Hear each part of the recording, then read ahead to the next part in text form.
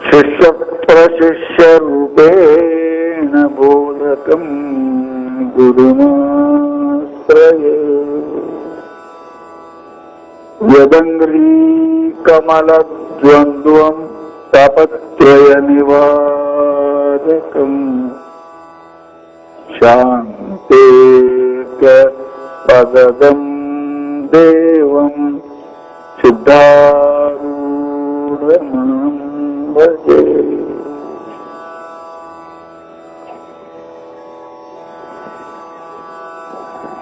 ಪ್ರಾತಸ್ಮರಣೀಯರಾದ ಸದಾ ವಂದನೀಯರಾದ ಸದ್ಗುರುಗಳ ಪಾದಾರವಿಂದಗಳಿಗೆ ಅನಂತ ಪ್ರಣಾಮಗಳನ್ನು ಸಮರ್ಪಿಸಿ, ಜಗದೊಡೆಯನಾದ ಪರಶಿವನಿಗೂ ಪರಶಿವನ ಅರ್ಧಾಂಗಿನಿಯಾಗಿರುವ ಕೃಪಾಮಯಿ ಕರುಣಾಮಯಿ ಜಗಜ್ಜನನಿ ಭಗವತಿಯ ಪಾದಾರವಿಂದಗಳಿಗೆ ಪಡಮಟ್ಟು ಈ ಸುಂದರವಾದ ಕಾರ್ಯಕ್ರಮದ ನಾಲ್ಕನೇ ದಿವಸದ ಸಾಯಂಕಾಲದ ಶಿವಾನುಭವ ಪೀಠವನ್ನು ಅಲಂಕರಿಸಿ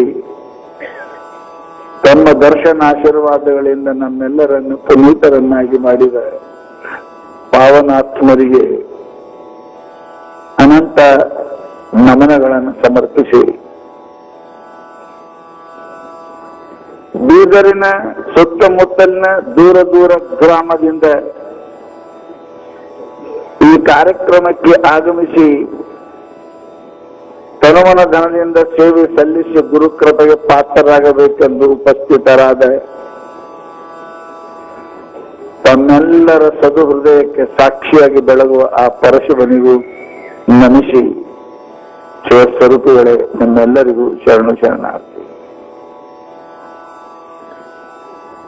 ಜನ ಬಹಳ ಬಂದೀವಿ, ಕಾಯಮ ಬಹಳ ಆಗ್ಯಾವ. ಎಂಟಾಗ್ಯಾವ, 8-10 ಆಗ್ಯಾವ. ಎಷ್ಟಕ್ಕೆ ಬಿಡ್ಬೇಕಂದ್ರೆ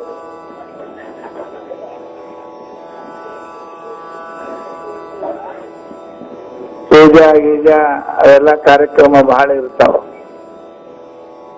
ನೀವು ಜಲ್ದಿ ಬರಂಗಿಲ್ಲ ಅಂತ ಇಟ್ಟು ತಡ ಹಾಕ್ತಾರ. ನೀವು ಕೇಳೋರು ಜಲ್ದಿ ಬಂದು ಕುಂತ್ರಿ ಅಂದ್ರ ಹೇಳೋರು ತಾನೇ ಬರ್ತಾರ. ನೀವಂತೀರಿ ಮೊದಲು ಸ್ವಾಮಿ ಬರ್ಲಿ ಅಂತ ನೀವಂತೀರಿ,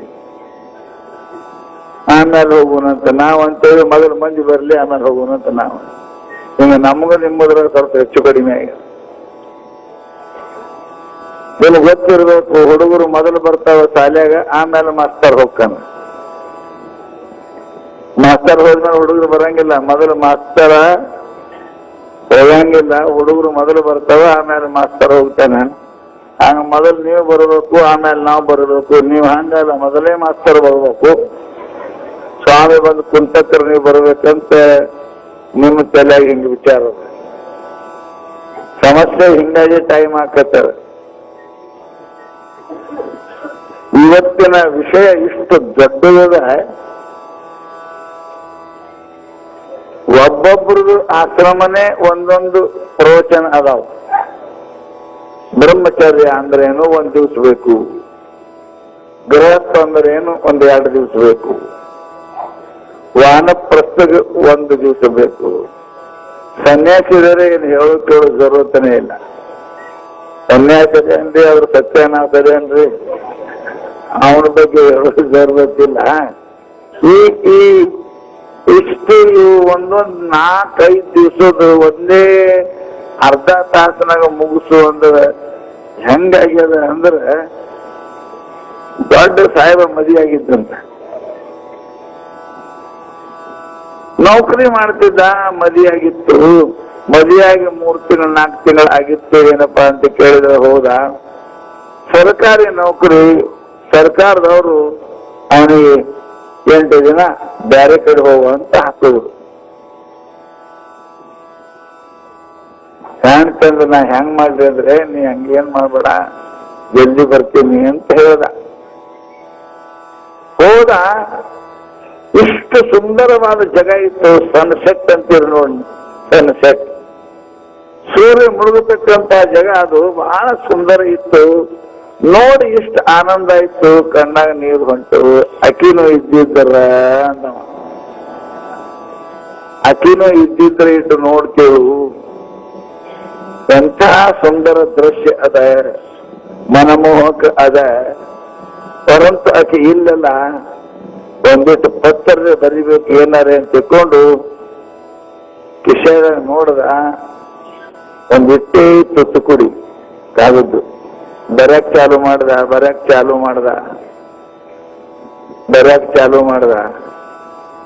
ಅವ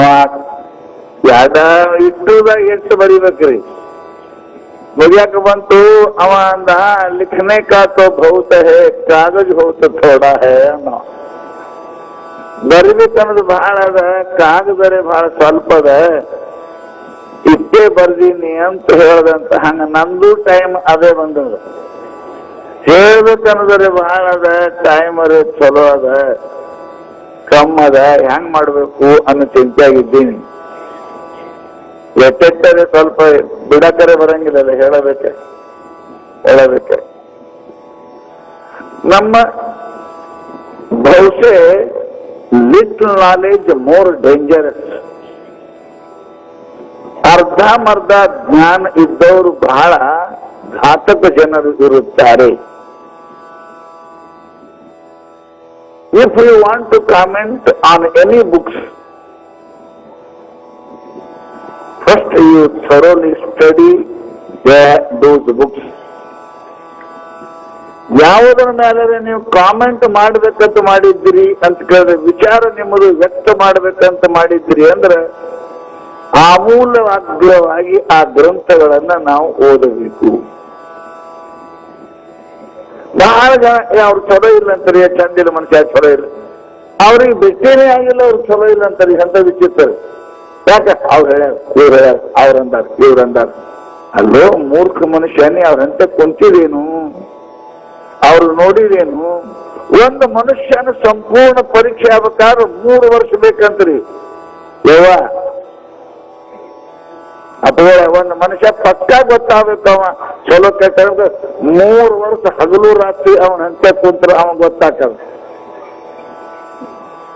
ಇವ್ರು ಹೋಗಿರಲ್ಲ, ನೋಡ್ರಿಲ್ಲ, ಸ್ವಾಮಿ ಚಲೋ ಇಲ್ಲ, ಅವನ್ ಚಲೋ ಇಲ್ಲ, ಸಾವುಕಾರ ಚಲೋ. ಅಯ್ಯೋ, ನೀವು ನೋಡ್ಲಾದ್ರೆ ಮಾತಾಡ್ತೀರಿ ಅಂದ್ರೆ ನಿಮ್ಮಂತ ಪಾಪಿಸ್ತಾರೆ ಮತ್ತೊಬ್ರಿಲ್ಲ. ಇದು ಪಾಪವನ್ನು ನೀವು ಗಳಿಸ್ತೀರಿ. First you want to comment any person or any book, thoroughly you study. ಸರಿಯಾಗಿ ಅವ್ರ ಜೊತೆಗೆ ನೀವು ವ್ಯವಹಾರ ಮಾಡಿದ್ರೆ ನಿಮ್ಗೆ ಗೊತ್ತಾಗ್ತದೆ, ಗೊತ್ತಿಲ್ಲ ಹಂಗೆ. ಹಾಗೆ ಈಗಿನ ಅರ್ಧಮರ್ಧ ಕಲ್ತ ಜನ ಸಂಪೂರ್ಣ ಸಂಸ್ಕೃತನೇ ಬರಂಗಿಲ್ಲ ಅವರಿಗೆ, ಆ ಗ್ರಂಥದ ಹೆಸರು ಗೊತ್ತಿಲ್ಲ ಅವರಿಗೆ. ಅವರು ಧರ್ಮದ ಬಗ್ಗೆ ಮಾತಾಡ್ತಕ್ಕಂಥ ಮೂರ್ಖತನ ಮಾಡ್ತಾರೆ ಅನ್ನೋದು ನೀವು ನೋಡಬಹುದು, ಕೇಳಬಹುದು. ಎಲ್ಲರೂ 4 ವಚನ ಓದಿ ಕಾಮೆಂಟ್ ಮಾಡುದು, ಎಲ್ಲರೂ 4 ಶಾಸ್ತ್ರ ಓದಿ ಯಾರ ಮೇಲೆ ಕಾಮೆಂಟ್ ಮಾಡುದು. ಯಾವ ಪುಸ್ತಕನ್ನೇ ಕಾಮೆಂಟ್ ಮಾಡ್ತಿ, ಆ ಗ್ರಂಥ ಓದಿದೇನು, ಆ ಗ್ರಂಥ ನೀವು ಎಷ್ಟರ ಜ್ಞಾನ ಅದ ಏನು? ಒಂದೊಂದು ಧರ್ಮಶಾಸ್ತ್ರ ಓದಲಿಕ್ಕೆ ಒಂದೊಂದು ಜನ್ಮ ಬೇಕು ಪುಣ್ಯಾತ್ಮ, ಕೆಳಗೆ ತಿಳ್ಕೊ. ಒಂದೊಂದು ಧರ್ಮ ಗ್ರಂಥ ಒಂದೊಂದು ಜನ್ಮ ಕೊಡಬೇಕು. ಅಷ್ಟು ಅಪಾರ ಸಾಹಿತ್ಯವನ್ನ ಬರೆದಾರ. ಎಲ್ಲೋ ಲೋಪ ದೋಷ ಬರ್ತಿರ್ತಾವ, ಆಗ್ತಾವ, ಸ್ವಾಭಾವಿಕ ಅದ. ನೋಡಿ ಈಗೇನಪ್ಪ ನೋಟ್ ಬಂದ್ ಮಾಡಿದ್ರೆ ಎಷ್ಟು ಕಷ್ಟ ಅದ, ಅವ್ರ ಜೊತೆಗೆ ಇರ್ತಾವೆ. ಕಾಮೆಂಟ್ ಮಾಡಿದ್ರೆ ಅರ್ಥ ಆಗುದಿಲ್ಲ. ಯಾವುದೇ ಮಾಡುವಾಗ ಸ್ವಲ್ಪ ದೋಷಗಳು ಅದರ ಇರ್ತಾವ. ಲಾಭ ಎಷ್ಟದ ಅದು ನೋಡ್ಬೇಕು, ಹಾನಿ ಎಷ್ಟದ ಅದು ವಿಚಾರ ಮಾಡಬೇಕು. ನಮಗೊಂದು 100 ರೂಪಾಯಿ ಲಾಭ ಹಂಗಿದ್ರೆ 10 ರೂಪಾಯಿ ಲಾಟ್ರಿ ಟಿಕೆಟ್ ತಗೋತೇವೆ, ಹೋಗಕ್ಕೆ 10 ರೂಪಾಯಿ ಅಂತ. ಇಂಥ ಸುಚಾರ ಜ್ಞಾನ ಬುದ್ಧಿ ಮನುಷ್ಯ ಇದ್ದ ಅಂದ್ರೆ ಧರ್ಮಜ್ಞಾನ ಆಗ್ತದೆ ವಿನ ಇಲ್ಲಕ್ಕೆ ಧರ್ಮಜ್ಞಾನ ಆಗುವುದಿಲ್ಲ. ನಮ್ಮ ಪೂರ್ವಜರು ಯಾವ ತಪಶಕ್ತಿಯಿಂದ ಯಾವ ನಿರ್ಣಯವನ್ನ ಮಾಡಿದ್ದಾರೆ, science it is now also very child. Science ವಿಜ್ಞಾನ ಇನ್ನೂ ಕೂಸದ ಕೂಸು, ಇನ್ನೂ ಕೂಸದ, ಅಲ್ಲಿ ಹೋಗಿ ಮುಟ್ಟಿಲ್ಲ. ಯಾವ ಋಷಿಗಳು ಮಹರ್ಷಿಗಳು ಏನೋ ಒಂದು ದುಡ್ಡು ಖರ್ಚು ಮಾಡಿ ತಮ್ಮ ತಪೋ ಬಲದಿಂದ ಮಾಡ್ತಾ ಇದ್ರು, ಅದು ನಮ್ಮ ಈ ಸರ್ಕಾರ ಈ ವರ್ತಮಾನದಲ್ಲಿ ಈ ವಿಜ್ಞಾನ ಬಹಳ ಮ್ಯಾಲ ಮಾಡ್ಯ. ಇದಕ್ಕೆ 1000 ವರ್ಷ ಹತ್ಯೆ ಇದಕ್ಕೆ ಮಾಡಕ, ಅದು 1000 ವರ್ಷ ಹಿಂದೆ ನಮ್ಮ ಪೂಜ್ಯರು ಮಾಡಿದ್ರು. ಸಾಮಾನ್ಯವಾಗಿ ನಾ ಯಾಕೆ ಹೇಳಕತ್ತೀನಿ ಅಂದ್ರೆ, ವರ್ಣಾಶ್ರಮ ಧರ್ಮಗಳ ಮೇಲೆ ಬಹುಜನ उसके ऊपर टीका करने वाले बहुत लोग आपको मिलेंगे।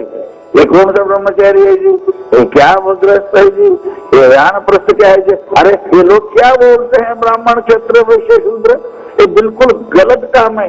अपने स्वार्थ साधन करने के लिए ये लोग सब वर्णाश्रम धर्मों का क्या बनाया है, ये बिल्कुल गलत है। ये ब्राह्मण क्षत्रिय वैश्य ಬ್ರಹ್ಮಚಾರಿ ಗೃಹಸ್ಥ ವಾನಪ್ಪ ಸನ್ಯಾಸಿ ಇವೆಲ್ಲ ಏನಪ್ಪಾ ಅಂತ ಕೇಳಿದ್ರೆ ಶೋಷಣೆ, ಬುದ್ಧಿ ಇಲ್ಲದವರ ಶೋಷಣೆಗಾಗಿ ಇವೆಲ್ಲ ವರ್ಣಾಶ್ರಮ ಧರ್ಮಗಳನ್ನ ಮಾಡಿದಾರ ಅಂತ ಬಹಳ ಜನ ಇದ್ರ ಮೇಲೆ ಟೀಕಾ ಟಿಪ್ಪಣಿ ಮಾಡೋರು ಬರೀ ಕರ್ನಾಟಕದಾಗ ಅಲ್ಲ, ಇಡೀ ಭಾರತ ತುಂಬಾನು ಕೂಡ ಅಂಥ ಮೂರ್ಖರ ಕೊರತೆ ಇಲ್ಲ ಅನ್ನೋದು ನಿಮಗೆ ಗೊತ್ತಿರಬೇಕು. ನಾವಂತೀವಿ ಅದು ಓದ್ರಿ, ಅದರ ಅರ್ಥ ಎಲ್ಲಕ್ಕೂ 2 ಪ್ರಕಾರ ಇರ್ತವೆ. ಅರ್ಥ 2 ಪ್ರಕಾರ ಇರ್ತವೆ. ಆನೆ ಹಲ್ಲು ತೋರ್ಸಕ್ಕೊಂದು, ಚಿನ್ನಕ್ಕೊಂದು ಹೆಂಗ 2 ಇರ್ತದೆ. ಅದಕ್ಕೆ ಬಾಹ್ಯ ಅರ್ಥ, ಆಂತರಿಕ ಅರ್ಥ, ಅದು 2 ಇರ್ತಾವ. ನೀವು ಕ್ಯಾಪ್ಸೂಲ್ ನುಂಗ್ತೀರಿ, ಕ್ಯಾಪ್ಸೂಲ್ ಔಷಧ ಅಲ್ಲದು, ಔಷಧ ಒಳಗದ, ಮ್ಯಾಲ ಕ್ಯಾಪ್ಸೂಲ್ ಅದ. ಔಷಧ ಕಹಿ ಅದ ಅಂತ ತಿಳ್ಕೊಂಡು ಆ ಪೌಡರ್ ನೀನು ಬಾಯಾಗ ಬಿದ್ದರೆ ನೀನು ತಿನ್ನಂಗಿಲ್ಲ ಅಂತೇಳಿ ಮ್ಯಾಲ ಹೆಂಗ ಕವರ್ ಮಾಡಿರ್ತಾರೆ, ಹಂಗ ಧರ್ಮವು ಯಾರಿಗೂ ರುಚಿಕರವಾಗುವುದು ಅಲ್ಲ. It is type of medicine. ಧರ್ಮ ಯಾರಿಗೂ ರುಚಿ ಆಗುವುದಿಲ್ಲ.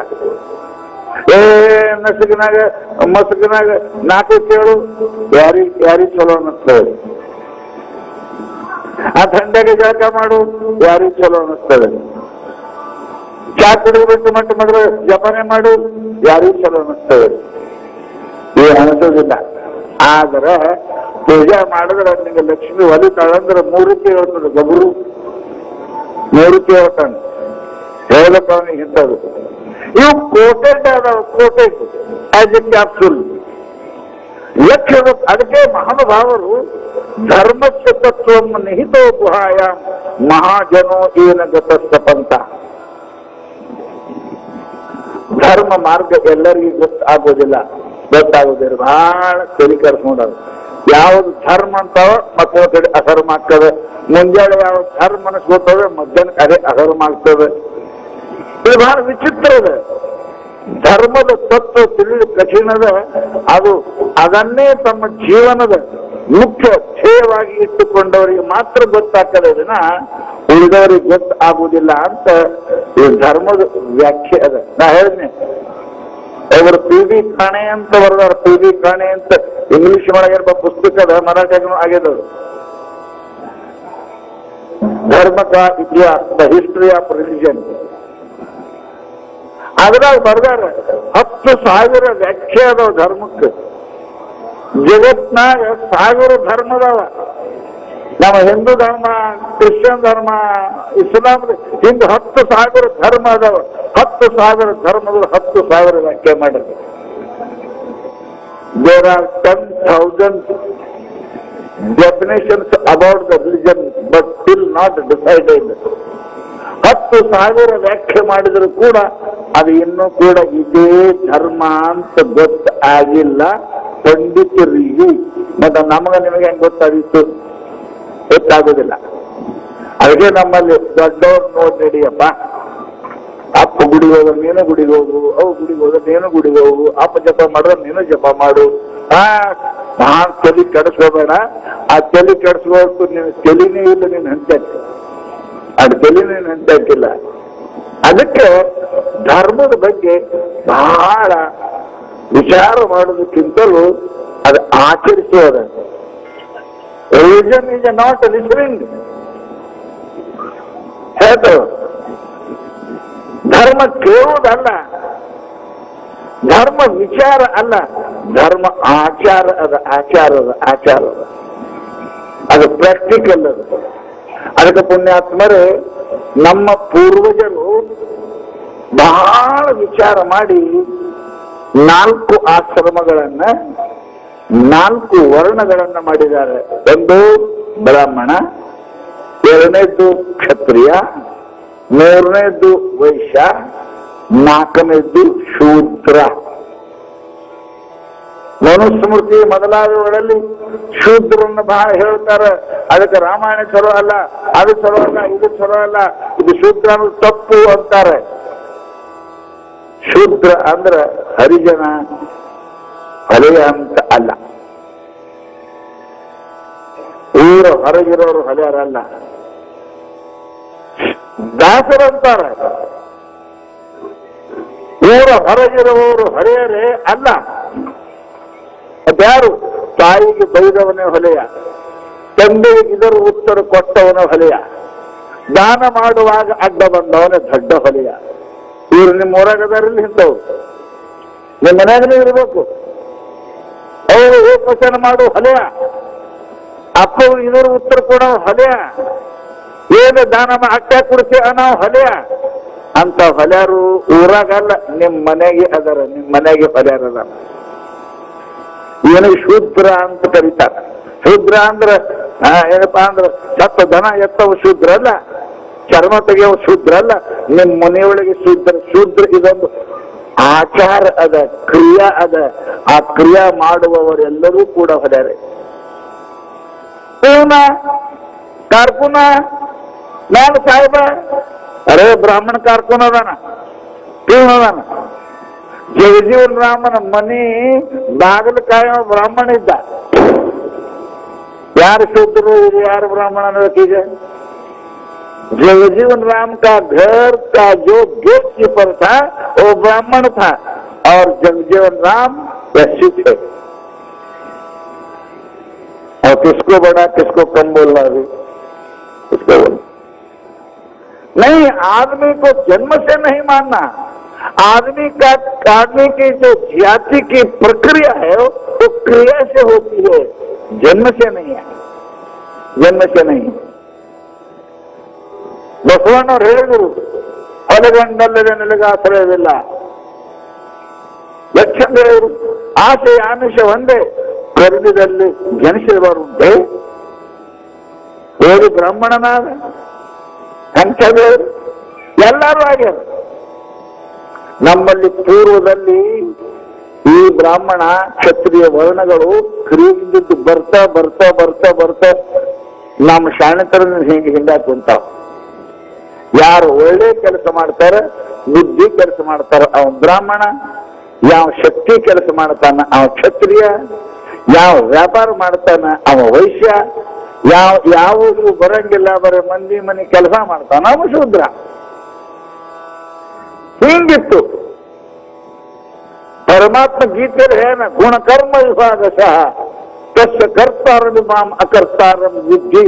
ಅರ್ಜುನ, ನಾನು ಈ ವರ್ಣಗಳನ್ನ ಮಾಡುದು, ಬ್ರಾಹ್ಮಣ ಕ್ಷತ್ರಿಯ ಮಾಡುದು ಹೊಟ್ಟೆಯಾಗಿ ಹುಟ್ಟುದು ನೋಡಿ ಅಲ್ಲ, ಅವರ ಮಾಡುವ ಗುಣಗಳು ಅವರ ಕರ್ಮಗಳು ಅದನ್ನ ನೋಡಿ ನಾ ಬ್ರಾಹ್ಮಣ ಕ್ಷತ್ರಿಯ ಮಾಡೀನಿ ಅಂತ ಪರಮಾತ್ಮ ಹೇಳ್ತಾನೆ. ಅದು ಓದಕ್ಕೆ ತಯಾರಿಲ್ಲ, ಓದಕ್ಕೆ ತಯಾರಿಲ್ಲ. ನಿಮಗೆ ಗೊತ್ತಿರಬೇಕು ವ್ಯಾಸ ಯಾರು, ರಾವಣ ಯಾರು. ರಾವಣನ ಅವ್ವ ರಾವಣ ಏನಂತೀರಿ ನೀವು? ದೇವರಂತೀರ ರಾಕ್ಷಸರಂತೀರ? ರಾವಣ ಏನಂತೀರಿ? ರಾವಣ ರಾಕ್ಷಸ. ಯಾಕೆ? ಅವ್ರ ಹೊಟ್ಟೆಯಾಗ ಹುಟ್ಟಿದವೇ ಲಿಂಗಾಯತ, ಹೊಟ್ಟೆಯಾಗ ಹುಟ್ಟವ್ರು ಲಿಂಗಾಯತ, ಬ್ರಾಹ್ಮಣ ಹೊಟ್ಟೆಯಾಗ ಬ್ರಾಹ್ಮಣ. ಹಿಂಗ ಅಂದ್ರ ಒಂದ್ ವೇಳೆ ಅವನಿಗೆ ರಾಕ್ಷಸ ಅನಬಾರ್ದು. ಯಾಕ ಅವ್ರವ್ವ ಅಪ್ಪ ಬ್ರಾಹ್ಮಣರು ಇದ್ರು. ರಾವಣನ ಅವ್ವ ಅಪ್ಪ ಪುಲಸ್ತ್ಯ ಮಹರ್ಷಿಯ ಮಗ ಅವ ಪೌಲಸ್ತ್ಯ. 4 ವೇದಗಳನ್ನು ಓದುವಂತಹ ಮಹಾಪಂಡಿತ. ಶಿವನ ಸ್ತೋತ್ರ ಮಾಡ್ಯಾನ, ಹಂಗ ಯಾರು ಇಲ್ಲಿ ತಕ ಮಾಡಿಲ್ಲ. ಶಿವನ ಸ್ತೋತ್ರ ಎಂತ ಸ್ತೋತ್ರ ಯಾರೂ ಮಾಡಿಲ್ಲ. ಅಂತ ಸ್ತೋತ್ರ ಮಾಡಿದವ. ಬ್ರಾಹ್ಮಣರು ಹೊಟ್ಟೆಯಾಗ ಹುಟ್ಟಿನೂ ಮಾಡಬಾರದು ಕೆಲಸ ಮಾಡಿದ್ದಕ್ಕೆ ಏನಾಯ್ತು ಅವನಿಗೆ? ರಾವಣ ರಾಕ್ಷಸ ಆದ. मनुष्य अपने कर्म से ही अपने जाति को निश्चय कर लेता है। रावण यदि माँ बाप तो ब्राह्मण होने पर भी कर्म ऐसा किया जिसके कारण उसको राक्षस कहा गया। गुण कर्म विभाग से गीता में परमात्मा ने कहा उनके गुणों के द्वारा। अरे व्यास तो गम्मतीय मगा, व्यास कोई ब्राह्मण का बच्चा नहीं था, लेकिन ऐसे विद्वान हुआ, वेदों को विभाग किया, समस्त पुराणों को लिखा, इसलिए वो ब्राह्मण बन गया, ब्राह्मण बना। विश्वामित्र तो क्षत्रिय थे, ವಿಶ್ವಾಮಿತ್ರ ಕ್ಷತ್ರಿಯ ಇದ್ದ. ತಪಸ್ಸನ್ನ ಮಾಡಿ ಆತ ಘನವಾಗಿ ಬ್ರಹ್ಮರ್ಷಿ ಆದ. ರಾಜರ್ಷಿ ಹೋಗಿ ಬ್ರಹ್ಮರ್ಷಿ ಆದ. ಪುಣ್ಯಾತ್ಮರೇ ಲಕ್ಷ್ಯ ಇಡಬೇಕು. ಯಾವುದನ್ನು ಪೂರ ತಿಳಿಯದೆ ಯಾರ ಬಗ್ಗೆ ಮಾತಾಡತಕ್ಕಂತ ಮೂರ್ಖತನವನ್ನು ನಾವು ಎಂದೂ ಮಾಡಬಾರದು. ಋಷಿಗಳು ನೀವೇನಿದ್ದೀರಿ? ಹಿಂದಕ್ಕೆ ಹೊಲಸ್ತವರು ನೀವೆಲ್ಲ ಸಂಡಾಸ ಮಾಡಿದ್ರಿ, ಒಯ್ಯವ್ರಿಗೆ ಅವ್ರಿಗೆ ಅವರು ಮಾದ್ರು ಪಾದ್ರು ಹೊಲೆಯವರು ಒಯ್ತಾರ ಅಂತಿದ್ರಿ ಅಲ್ಲ, ಬೆಳೆಯವ್ರಿಗೆ ಬೆಳೆಯವ್ರಿಗೆ ಅಂತಿದ್ರಿ. ಆ बोलते पहले जो टट्टी को उठाते हैं संडास उठाते हैं उसको ए अर्जन है, अर्जन है, ए आदमी है बोलते थे. ನಾ ಅಂತೀನಿ ನೀವೆಲ್ಲರೂ ಹರಿಜನರು ಇದ್ದೀರಿ, ಲಿಂಗಾಯತರು ಏನೋ ಇರು, ನೀವು ಹಲೇನೆ ಏನ್ರಿ ಸ್ವಾಮಿ ಹಿಂಗ್ ಮಾತಾಡ್ರಿ. अरे जो वो काम करता है वो काम सुबह सुबह उठने के बाद आप क्या काम करते हैं? ಮುಂಜಾನೆ ಎದ್ದು ಕೂಡ ಯಾವ ಕೆಲಸ ಮಾಡ್ತೀರಿ ನೀವು? ಅಯ್ಯೋ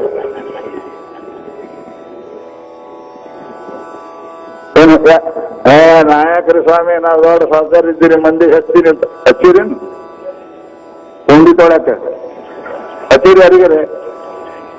ಹಂಗ್ರಿ ನಾವು ಬಹಳ ದೊಡ್ಡ ಕರೋಡ್ಪತಿ ಇದ್ದೀನಿ, ನಾವ್ಯಾರು ತೊಳಿಲಿ ಅಂತ ಯಾರು ತೊಳಿತಾರೆ? ನೀವೇ ತೊಳಿತಿಲ್ಲ. ಆ ತೆಗೆಯವನೇ ಹೊರ, ಅವನೇ ಶೂದ್ರ. ನಿಮ್ದು ಸ್ವಚ್ಛ ಮಾಡವ ಶೂದ್ರ.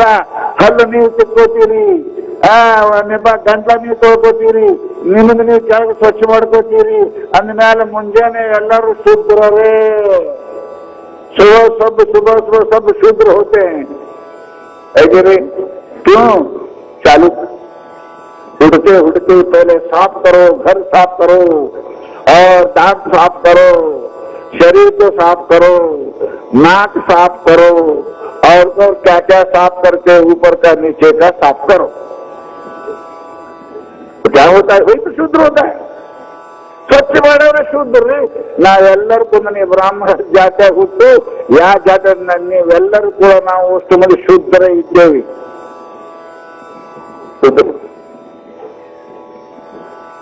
ಅಂತ ಹೇಳ್ಕೊಂಡು ಸುಮ್ಮನೆ ಕೂಡಿರ್ತೀರಿ, ಏನ್ರಿ ಮಾಡ್ತೀರಿ? ಕೆಲಸ ಮಾಡಕತ್ರಿ ಎಲ್ಲರೂ ಕ್ಷತ್ರಿಯರು. ವ್ಯಾಪಾರ ಮಾಡ್ತಾನ, ಯಾಕೆ ನಿಮ್ ಕೆಲಸ ಅಲ್ಲ, ನಿಮ್ ಕೆಲಸ ಮಾಡಿದ್ರೆ ಕ್ಷತ್ರಿಯ ಕೆಲಸ. ಕರ್ತವ್ಯ. ನಿಮ್ಮ ದೇಹ ರಕ್ಷಣೆ ಮಾಡ್ತೀರಿ, ಒಂದು ಯಾವ ಸ್ವಲ್ಪ ಬರ್ಬಿಡಂಗಿಲ್ಲ. ನಿಮ್ಮ ಮನೆ ರಕ್ಷಣೆ ಮಾಡ್ತೀರಿ, ನಿಮ್ಮ ಹೆಂಡತಿ ರಕ್ಷಣೆ ಮಾಡ್ತೀರಿ, ನಿಮ್ ಗಂಡನ ರಕ್ಷಣೆ ಮಾಡ್ತೀರಿ, ನಿಮ್ ಮಕ್ಕಳ ರಕ್ಷಣೆ ಮಾಡ್ತೀರಿ. ರಕ್ಷಣಾ ಮಾಡೋ ಕೆಲಸ ಕ್ಷತ್ರಿಯ ಅಂದದ. ಗೀತಾ ಹೇಳ್ತಾನೆ ಪರಮಾತ್ಮ, ಕ್ಷತ್ರಿಯ ಕೆಲಸ ಏನು? ನಿಮ್ ಶರೀರ ಹಾವು ಬಂದ್ರೆ ಸುಮ್ಮನೆ ಕೊಂಡಿರ್ತೀರಿ, ಕೇಳು ಬಂದ್ರೆ ಸುಮ್ಮನೆ ಕೊಂಡಿರ್ತೀರಿ, ಹೊಡಿತೀರಿ ಇಲ್ಲ. ಒಂದು ಕ್ಷತ್ರಿಯ ಅದು. ಶರೀರ ರಕ್ಷಣೆ ಮಾಡುವ ಕೆಲಸ ಕ್ಷತ್ರಿಯ. ನಾವೆಲ್ಲರೂ ಮುಂಜಾನೆ ಶೂದ್ರರು, ಮಧ್ಯಾಹ್ನದ ಕ್ಷತ್ರಿಯರು. ಅಷ್ಟು ಹೈಸಿತ್ತು ಅಂತಂದ್ರೆ ಅವಾಗ ವಯಸ್ಸಾಗಿಬಿಡ್ತೇವೆ. ಏನು ವ್ಯವಸ್ಥೆ ಮಾಡ್ಬೇಕಲ್ರಿ, ತರಬೇಕು ಕೊಡ್ಬೇಕು ಹೋಗ್ಬೇಕು, ಇದು ವೈಶ್ಯರ ಕೆಲಸ. ತಲೆ ಕೆಲಸ ಉಪಯೋಗ ಮಾಡಿದ್ರಿ ಬ್ರಾಹ್ಮಣ. ಎಲ್ಲಿ ತಲೆ ಕೆಲಸ ಆಗ್ತಾ ಇರೋದು ಬ್ರಾಹ್ಮಣದು, ಎಲ್ಲಿ ಶಕ್ತಿ ಕೆಲಸ ಆಗ್ತಾ ಇರೋದು ಕ್ಷತ್ರಿಯಂದು. ಎಲ್ಲೇನಪ್ಪಾ ಅಂದ್ರೆ ಬೆಳೆಸು ಕೆಲಸ ಮಾಡ್ತೀವಿ, ಅವಾಗ ವೈಶ್ಯರು. ಮುಂಜಾನೆ ಎದ್ದು ಕೂಡ ನಾವೆಲ್ಲರೂ ಶೂದ್ರ ಇದ್ದೇವಿ. शूद्र ಇಲ್ಲ ಅಂತ ನಾವು ಯಾವದನ ऐसा कौन आदमी है कि शूद्र नहीं है, ये वर्ण बेकार कर दिया है, ये वर्ण का कोई काम नहीं है, मैंने ने गलत किया है. अरे भाई तू शूद्र है, सुबह सुबह शूद्र का ही काम करते हो ना. दांत साफ करना, नीचे साफ करना, ऊपर साफ करना, नाक साफ करना, घर साफ करना, ये साफ करने का जो काम होता है वो शूद्र का होता है. कितना सुंदर व्यवस्था उन्होंने की होगी, कितना व्यवस्था विचार करके वो किया होगा. भाई आदमी कर्म से वर्ण होता है. भगवान स्वयं का गुण कर्म विभागशः. अच्छे गुण ब्राह्मण, रजो गुण सत्व गुण ब्राह्मण, रजो गुण क्षत्रिय है. रज और सत्व मिश्र वैश्य हो जाता है. केवल तमोगुण हो तो शूद्र होता है. हाँ, ಒಳ್ಳೆ ಗುಣ ಇದ್ದು ಚಲೋ ಇದ್ದು ಬ್ರಾಹ್ಮಣ. ದಯ, ದಾನ, ಕ್ಷಮ, ಶಾಂತಿ, ಪೂಜಾ ಇಂಥ ಗುಣ ಇದ್ದು ಬ್ರಾಹ್ಮಣ ಮನುಷ್ಯ. ಎಲ್ಲರೂ ಹುಟ್ಟಲೆ ಅವನು. ಯಾವ ಮನುಷ್ಯನಿಗೆ ಇನ್ನೊಬ್ಬರಿಗೆ ಸಹಾಯ ಮಾಡಬೇಕು ಅಂತ ಬುದ್ಧಿ ಬರ್ತದೆ ಅವನು ಕ್ಷತ್ರಿಯ ಆಗ್ತಾನೆ. ಯಾವಾಗ ಒಳ್ಳೆ ಮಾಡೋದು ಸರಿಯಾಗಿ ಬುದ್ಧಿ ಬರ್ತವೆ ಅವಾಗ ವೈಶ್ಯ ಕಮಿಟಿ ಆಗ್ತಾನೆ. ಯಾವಾಗ ಮಂದಿ ಒಟ್ಟು ಹೆಂಗರು ಮಾಡಿ ಅವ್ರಿಗೆ ಕೆಳಗೆ ಹಾಕಿ ಮೇಲೆ ನಿಂದಿರ್ಬೇಕಂತಾನ ಅವ ಶೂದ್ರ ಆಗ್ತಾನ. ಬಹಳ ಉತ್ತಮ ಅದ ಲೆಕ್ಕ ಹಾಕಿರಿ. ನಮ್ಮ ಪೂರ್ವಜರು ಏನೇನು ಮಾಡ್ಯಾರ ಬಹಳ ಬುದ್ಧಿವಂತಿಕೆಯಿಂದ.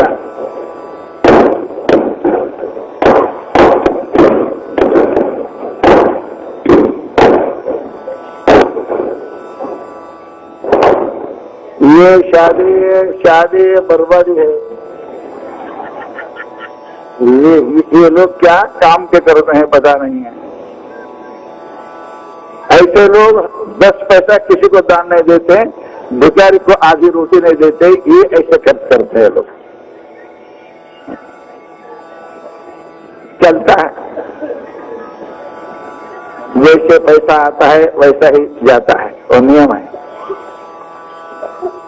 तो मेरा कहने का मतलब ये था कि प्रत्येक आदमी अपने अपने कर्म और गुणों से वो वर्ण बनता है. वही ब्राह्मण होता है, वही क्षत्रिय होता है, वही वैश्य होता है, वही शूद्र भी होता है. ये नियम है. इसलिए कोई उंगली उठा के बोलने का प्रयत्न नहीं करना कि ये वर्णों को गलत उन्होंने पेश किया है, तो बोलना मूर्खपना है. ನಾನು ಅಭಿಪ್ರಾಯ. ಎರಡನೇದೇನು ಬರ್ತಪ್ಪ, ಆಶ್ರಮ ಅಂತ ಬರ್ತವೆ.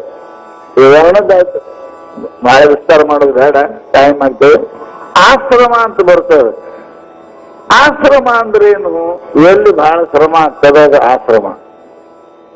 ಅಂದ್ರೆ ಆಶ್ರಮಂತ ಯತ್ರ ಶ್ರಮ ವರ್ತತೆ ತದ ಆಶ್ರಮ. ನೀ ಸನ್ಯಾಸಿನೇ ಆಗೂ ತ್ರಾಸದ, ನೀ ಗೃಹಸ್ಥ ಆದರೂ ತ್ರಾಸದ. ಯಾಕೆ ಬಹಳ ಕಠಿಣ. ಅದಕ್ಕೆ ಬ್ರಹ್ಮಚರ್ಯ ಅಂದ್ರೆ ಏನು, ಲಗ್ನ ಆಗಲಾರದೆ ಇರುವುದೇ ಬ್ರಹ್ಮಚಾರಿ ಅಂತ ಹಿಂಗೆ ತಿಳ್ಕೊಳ್ಳೋದು ಒಂದು ಮಾತಿನೊಳಗೆ ಸರಿ. ಹಂಗಲ್ಲ. ಬ್ರಹ್ಮಚರ್ಯ ಯಾಕೆ ಮಾಡ್ಯಾರ ನಿಮ್ಗೆ? ಬ್ರಹ್ಮಚರ್ಯ ಅಂದ್ರೆ ಏನು, ನೀನು ನಿನ್ನ ಕಾಲ ಮೇಲೆ ನಿಲ್ಲಲಿಕ್ಕೆ ಯೋಗ್ಯತೆಯನ್ನು ಗಳಿಸುವ ಕಾಲ ಅದು ಬ್ರಹ್ಮಚರ್ಯ. यानी आप अपने पैर पर खड़े होने के लिए योग्यता को प्राप्त करना वो ब्रह्मचर्य आश्रम है. ಬ್ರಹ್ಮಚರ್ಯ ಆಶ್ರಮ ಅಂದ್ರೆ ಏನ್ರಿ, ನಿನ್ನ ಕಾಲ ಮೇಲೆ ನಿಂದ್ರಕ್ಕೆ ತಯಾರಾಗಬೇಕು, ಅದು ಬ್ರಹ್ಮಚಾರಿ. ನೋಡ್ರಿ ಕಾನ್ ನೋಡ್ರು ಕೈ ಹಿಡಿದು ನಡೆಸ್ತೀವಿ ಅಲ್ರಿ, ಬಾಬಾ ಕೈ ಹಿಡಿದು ನಡೆಸ್ತೀವಿ. ಆಮೇಲೆ 3 ಗಾಲಿ ಕೊಡ್ತೀವಿ. ಅದು ಕೈ ಹಿಡಕ್ಕೂ ತಯಾರಿಲ್ಲ, 3 ಗಾಲಿ ಹಿಡಕ್ಕೂ ತಯಾರಿಲ್ಲ ಅಂತಂದ್ರೆ ಅದಕ್ಕೇನ್ ಮಾಡ್ತೀರಿ? ಅದು ಯಾಕೆ ಮದುವೆ ಮಾಡ್ತೀರಿ? ಅದು ಹೇಳಕ್ಕ ತಯಾರಿಲ್ಲ, ಕಾಲ ಇಲ್ಲ, ಕೈ ಇಲ್ಲ, ಮದುವೆ ಮಾಡಂಗಿಲ್ಲ ನೀವು. ಅದಕ್ಕೆ ಸಾಲಿ ಕಳ್ಸಂಗಿಲ್ಲ ನೀವು. ಆ ಹುಡುಗ ತನ್ನ ಕಾಲ ಮ್ಯಾಲ ತಾನು ನಿಂದಿರ್ಲಿ ಅಂತ ಕೈ ಹಿಡಿತೀರಿ, 3 ಗಾಡಿ ಕೊಡ್ತೀರಿ. ಯಾವಾಗ ಹುಡುಗ ತಯಾರ ಆಗ ಅವಾಗ ಅವನಿಗೆ ಸಾಲಿ ಕಳಿಸ್ತೀರಿ. ಹಾಗೆ ಗೃಹಸ್ಥ ಯಾವಾಗ ಮಾಡ್ಬೇಕು ನಿಮ್ ಮಕ್ಕಳಿಗೆ ಮದುವೆ ಅಂದ್ರೆ ನಿಮ್ಗೆ ಹೇಳಕತ್ತೀನಿ. ನೀವು ಯಾವಾಗ ಮಾಡ್ತೀರಿ ನಮ್ಗೆ ಗೊತ್ತದ.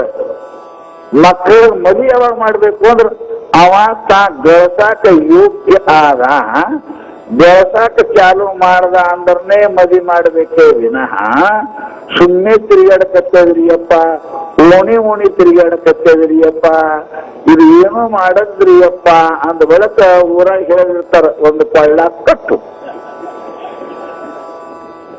ತಾನೇ ಸೀದಾ ಹಾಕ. ಹ್ಯಾಂಗ ಉಡಾಳ ಆಕಡಿಗೆ ದನಕ್ಕೆ ಕೊಳ್ಳಾಗೊಂದು ಬುದ್ಧಿ ಡೊಂಗ ಇದಕ್ಕೆ ಡೊಂಗ ಅಂತಾರ. ಕೊಳ್ಳಾಗ ಉಡಾಳ ದನಕ್ಕೆ ಒಂದು ಕೊಳ್ಳಾಗ ಡೊಂಗ ಕಟ್ಟಿದ್ರೆ ಹೆಂಗ ತಲೆ ಹಾಕಿ ಸುಮ್ಮ ದಾರಿ ಹಿಡಿತದ, ಹಂಗ ಒಂದು ಮದಿ ಮಾಡು. ಮದಿ ಅಂದ್ರೆ ಹೆಂಗ ಒಂದು ಡೊಂಗ ಅವನ್ ಕೊಳ್ಳ ಕಟ್ಟು ತಾನೇ ದಾರಿ ಹಿಡಿತ ಸುಮ್ಮ. ಇದು ಬಿಲ್ಕುಲ್ ತಪ್ಪು. ಮೊದಲು ಒಬ್ಬನಿಗೆ ಹೊಟ್ಟಿ ಹಾಕ್ತಿದ್ರಿ, ಇನ್ನೊಂದು ಹೆಣ್ಮಗಳಿಗೆ ಮತ್ತೆ ಆಗ್ಬೇಕು. ಎರಡಾಗಿ ಸುಮ್ಮಿರ್ತಾರ ಅವರು. ಮುಂದಿನ ಒಂದು ರೆಡಿನೇ, ಮತ್ತೆ ಅದ್ರ ತೊಟ್ಲ, ಮತ್ತೆ ಅದ್ರ ಬಟ್ಲ, ನಿಮ್ಮದು ಎತ್ತು ಹೆಣ. ನೀವು ಎಂದೂ ತಪ್ಪು ಮಾಡಬೇಡ್ರಿ. ಅವ ಗಳಸಾಕತ್ತಂದ್ರೆ ಮದಿ ಮಾಡಿ, ಇಲ್ಲ ಹಂಗೆ ತಿರುಗಿ ಅವ ಒಬ್ಬನೇ ಉಣ್ತಾನ, ಉಣ್ಕೋತಿರ್ರಿ. ಮದಿ ಮಾಡಕ್ಕೆ ಅಂದು ಹೋಗ್ಬಾರ್ದು. ಬ್ರಹ್ಮಚರ್ಯ ಆಶ್ರಮ ಅಂದ್ರೆ ಅದಕ್ಕೆ ಅಂತಾರೆ ಏನು, ತನ್ನ ಕಾಲ ಮ್ಯಾಲ ತಾನು ನಿಂದ್ರಾಕ ಯೋಗ್ಯತೆ ಗಳಿಸುವ ಸಮಯ ಅದು ಬ್ರಹ್ಮಚಾರ್ಯ. ನೀವು ವಿದ್ಯಾರ್ಥಿ ಓದು, ನೀವು ನೌಕರಿ ಮಾಡು, ನೀವು ಏನಾರೇ ಮಾಡಿ ಕಲಿ, ದುಡಿ, ಅದು ಕಲ್ತು ನೀನು ಗಳಸಾಕ ದಿನ 10 ರೂಪಾಯಿ ತರಕ್ ನಿನಗೆ ಗೊತ್ತಾಯ್ತು ಅಂತಂದ್ರ ಅವಾಗ ರೆಸ್ಟ್ ಮಾಡ್ಬೇಕು. ಸುಮ್ಮ ಬರಂಗಿಲ್ಲ ರೂಪಾಯಿಯಪ್ಪ. ನಾವು ಹಿಂದಕ್ಕೆ ಹೇಳ್ತಿರ್ತಾರೆ, ಯಾರೋ ದೊಡ್ಡ ಶ್ರೀಮಂತ ಇದ್ದ, ಆ ಶ್ರೀಮಂತಿಗೆ ಒಂದು ದೊಡ್ಡ ಹುಡುಗಿತ್ತು, ಅವನ ಮ್ಯಾಲ ಹುಡುಗಿತ್ತು. बहुत बड़े श्रीमंत रईस थे गांव में, सब उसके करोड़पति आदमी। एक लड़की थी बड़ी, छोटा तो एक लड़का था, तो वो लड़की को गांव में ही शादी करके दिए थे। तो ये लड़का कुछ कमाना नहीं, स्कूल न जाता, न काम करता, न खेती जाता, न दुकान में बैठता, ಏನೋ ಮಾಡ್ತಿರ್ತಿಲ್ಲ ಹುಡುಗ. ಅವ್ರ ಅತ್ತೆ ಊರಾಗ ಮದಿ ಕೊಟ್ಟಿತ್ತು. ಮದಿ ಈ ಹುಡುಗ ಏನು ಮಾಡವಲ್ಲ. ಯಾಕೆ ಅವ್ರ ಮನೆ ಏನ್ ಕಡಿಮೆ, ದಿನ ಬಡ್ಡಿ ವ್ಯಾಪಾರ, ದಿನ 100-100 ರೂಪಾಯಿ ಬರ್ತಿದ್ದ, ಲಕ್ಷ ರೂಪಾಯಿ ನೋಡ್ತಿದ್ದ. ನನಗೇನ್ ಕಡಿಮೆ, ನಾ ಯಾಕೆ ದುಡ್ಡಿಲ್ಲ, ನಾ ಯಾಕೆ ಹೋಗಿಲ್ಲ, ನಾ ಯಾಕೆ ಅಂಗಡಿ ಕೊಂಡ್ರಿ ಅಂತಿತ್ತು. ಸಾವುಕಾರದ ಮುಪ್ಪಾಯ್ತು, ಬುಡಾ ಹೋಯ ವಿಚಾರಾಯ ಐಸೆ ಕೈಸೆ ಚಲೆಗ. ಹಿಂಗೆ ಆದ್ರೆ ಹೆಂಗೆ ಹುಡುಗ ಬೆಳೆಸೋದೇ ಗೊತ್ತಿಲ್ಲ ಅಂದ್ರೆ ಇವ ಹೆಂಗಿರ್ತಾನ, ಮುಂದೆ ಹೆಂಗೆ ಮಾಡ್ಬೇಕು ಅಂತ ತಿಳ್ಕೊಂಡು ಒಂದು ಸಿಟ್ಟಿ ಬಂದು ಹೇಳ್ದಂತವ, ದಿನಾನೇ 2 ರೂಪಾಯಿ ತಂದ್ರೆ ನಮ್ಮ ಮನೆಗೆ ಒಳಗ ಊಟ ಕೊಡೋದು, ಇಲ್ಲ ಇಲ್ಲಿ ನಡಿ ಹೊರಗೆ. ಹೆಣ್ಮಕ್ಳು ಬಹಳ ಜಮ ಇರ್ತವ್ರಿ, ಹಂಗೇಕ್ ಮಾಡ್ತೀವಿ, ನಮ್ಗೇನ್ ಹೆಚ್ಚಿಗೆ ಮಾತಾಡೋಣ ನಾವು ಹೇಳ್ತೀವಿ. ದಿನ 2 ರೂಪಾಯಿ ತಂದ್ರೆ ನಿನಗೆ ಒಳಗ ಮನ್ಯಾಗ ಪ್ರವೇಶ, ನಿನಗೆ ಹೊಟ್ಟೆ ಊಟ. ಇವ ಎಂದೂ ಕಡ್ಡಿ ಈ ಕಡೆ ಆ ಕಡೆ ಎತ್ತಿಟ್ಟವಲ್ಲ, ಉಂಡು ತಾಟ ತಗವಲ್ಲ, ಜಳಕ ಮಾಡ್ದೇನಪ್ಪಾ ಅಂದ್ರೆ ಅರಿವಿ ಇಟ್ಟವಲ್ಲ. ನಿಮ್ ಮನ್ಯಾಗ ಬಹಳ ಮಂದಿ ಕೆಟ್ಟ ಚಿಟ ಕಲಿಸಿರಿ ನೀವು. ನಿಮ್ ಮಕ್ಕಳಿಗೆ ಹಾಕಿ ಕೊಡ್ತೀರಿ, ಅವ್ ಎದ್ದು ಹಂಗೆ ಹೋಗ್ತಾವ, ಮುಂಜಾನೆ ಹಾಕಿ ನೀವು ತೆಗಿತೀರಿ. ಇಂಥ ಅವ್ವ ಅಪ್ಪನಂತ ಕೆಟ್ಟ ಯಾರು ಅಲ್ಲ. ಅವ್ರ ಹಾಸಿ ಹಾಸ್ಕೋಬೇಕು, ಮುಂಜಾನೆ ಅವ್ರ ಹಾಸಿಗೆ ಅವ್ರು ತೆಗಿಬೇಕು. ಇದು ಮೊದಲು ಕಲಿಸ್ಬೇಕು ನಿಮ್ಮ ಮಕ್ಕಳಿಗೆ. ಏನ್ ಮಾಡ್ತೀರಿ, ಬಾಯಪ್ಪ ಮಲಗ್ ಬಾಯಪ್ಪ, ಮಲಗ್ತಾನ, ಮುಂಜಾನೆ ಎದ್ದು ಹೋಗಿಯಪ್ಪ ಹೋಗ್ತಾನ. ಅಲ್ಲ ಅವನ ಕೆಲಸ ಉಂಡು ತಾಟ್ ಹೋಗಿ ದಂಡಿಗೆ ಇಡಬೇಕು. ಅವನ ಹಾಸಿಗೆ ಹಾಸ್ಕೋಬೇಕು, ಹೊಚ್ಕೋಬೇಕು, ಮುಂಜಾನೆ 2 ಮಡಿಚಿ ಇಡಬೇಕು. ಮಗನಿಗೆ ಮೊದಲು ಇದು ಕಲಿಸು, ಶಾಲಿ ಆಮೇಲೆ ಕಲಿಸು, ಆಮೇಲೆ ಶಾಲಿ ಕಲಿಸು. ಉಂಡು ತಾಟ್ ಎತ್ತಿಡ ಕಲಿಸ್ರಿ ಮೊದಲು ನಿಮ್ಮ ಮಕ್ಕಳಿಗೆ. ತಾಯಿ ತಂದೆಗಳು ಮಕ್ಕಳು ಕೆಡಾಕ ಅರ್ಧ ಪಾಲಿರ್ತೀರಿ ನೀವು ಜವಾಬ್ದಾರಿ. ಜೀವ ಮಾಡೋದೆಲ್ಲದು, ಪ್ರೇಮ ಮಾಡೋದೆಲ್ಲ ಮಕ್ಕಳಿಗೆ ಕಡಿಸ್ತಿರ್ತೀರಿ. ಸಾವುಕಾರ ಅಂದ 2 ರೂಪಾಯಿ ತಗೊಂಡು ಬಂದ್ರೆ ಒಳಗ್ ಬರ್ಬೇಕು ನೀ, ಊಟಿಲ್ಲ ಏನಿಲ್ಲ. ಯಾಕೆ ಕೆಲಸ ಮಾಡಿಲ್ಲ, ಏನ್ ಮಾಡ್ತಾನ? ಅಕ್ಕನ ಮನೆಗೆ ಹೋದ, ಅಲ್ಲೇ ಊರ ಅಕ್ಕನ ಮನೆ ಯಾಕ 2 ರೂಪಾಯಿ ಕೊಡ ಅಂದ. ಯಾಕೆ ಹೇಳ್ತಾವ ಅಂತ ಹೇಳಿ, ಅಪ್ಪ ಹಿಂಗ್ ಹೇಳೇನು 2 ರೂಪಾಯಿ ಸರಿಯಪ್ಪ ಅಂತ ಮನೆಗೆ ಬಂದ. ಬಹಳ ಸಾವುಕಾರ ಶಾಣೆ ಇದ್ದ, ಶಾಣೆ ಇದ್ರೆ ರೊಕ್ಕ ಬರ್ತಾವ. ಬುದ್ಧಿನ ಶಾಣೆಗ ಒಳಗೆ ತಗೊಂಡ್ಬಂದು ತಂದೇನೆ 2 ರೂಪಾಯಿ ಅಂದ. ನಿಂದ್ರ ಬಾಗದ ತಂದಿನಪ್ಪ ಅಂದ, ಹೋಗಿ ಭಾಯಾಗ ಅಂದ, ಹೋಗದ ಅಪ್ಪ ಅಂದ ಪುಕ್ಕಟ್ ಬಂದಂಗೆ ಕಾಣ್ತಾ ಇದೀವಿ ಅವ್ನು. भाया बोलिए तो भाया कुएं में डालता है तो एक कमा के नहीं लाया है, फोकट लाया है। अगले दिन तो दूसरे दिन लाया तो आने के बाद पूछा कि पैसा लाया कि नहीं लाया, कुएं में बगड़ा। और आपको ಗೊತ್ತಾಯ್ತು ಅವ್ರ ಅಕ್ಕನಂತ ತರಂಗ್ ಕಾಣ್ತಾನೆ. ಮಂದಿರ ಯಾರು ಕೊಡ್ತಾರ ಜನ ತರ ಅಕ್ಕ ಹೇಳದ ಮಗಳಿಗೆ, ನೀ ಇನ್ನೊಂದು 3 ರೂಪಾಯಿ ಕೊಟ್ಟಿ ಅಂದ್ರ ನೀನು ನಮ್ಮ ಮನೆಗೆ ಬರಂಗಿಲ್ಲ, ನಿನ್ ತಮ್ಮ ಕೆಡಸ್ತೀನಿ ಕೊಡಬೇಡ ಅಂದ. ಅಕ್ಕನ ಬಿಟ್ಟ. ಸಾವುಕಾರ ವ್ಯಾಪಾರ ಮಾಡಕ್ ಹೋಗ್ತಿದ್ದ, ಅವ್ರು ಹಿಡ್ಕೊಂಡವ. 2 ರೂಪಾಯಿ ಕೊಡ ಅಪ್ಪ. ಹೆಣ್ಮಕ್ಳು ಬಹಳ ಇಷ್ಟ ಇರ್ತವೆ. ಆ ಗಂಡ ಬೈದ್ರ ಮಗನಿಗೆ ಹೇಳ್ತಾರೆ, ಹೊರಗು ನಿಮ್ಮ ಬಂದ ಹೊರಗು ಹೊರಗು ಬೈತಾನ, ಹೋಗು. ಮತ್ತೇನ್ ಮಾಡಬೇಕು? ಹಿಂದಿನ ಮಗಿಲ್ವ ಅವನು ನಿಮ್ಮ ಅಪ್ಪ ಹೋಗುತ್ತಾ, ನಿಮ್ಮ ಹತ್ರ ಎಷ್ಟು ಚಲೋ ಬುದ್ಧಿ ಕಲಿಸ್ತೀರಿ. ಇಂಥ ಬುದ್ಧಿ ಮಕ್ಕಳಿಗೆ ಕೆಡಿಸೋರಿ ನೀವೇ ಹೆಣ್ಮಕ್ಳೇ. ತಾಯಂದರೆ ಅರ್ಧ ಕೆಡಿಸ್ತೀವಿ. ನಾನು ನೋಡ್ತಾ ನಿಮ್ ಬರ್ತಾನೆ, ಬೈತ ಹೋಗು, ಅಡಿಕೊಂಡ್ರು ಹೊಡ್ಕೊಂಡ್ರು. ಅವ ಅಡಿಕೊಂಡಿರ್ತಾನ, ನಿಮ್ಗೆ ಗಾಡಿ ಕುಂಡ್ರಿಸ್ತಾನ ಮುಂದೆ. ಈಗ ಅಡಿ ಕುಂತ ಕರೆ ಮುಂದೆ ಗಾಡಿ ಕುಂಡ್ತಾವ ಅವನೇ ನಿಮಗೆ.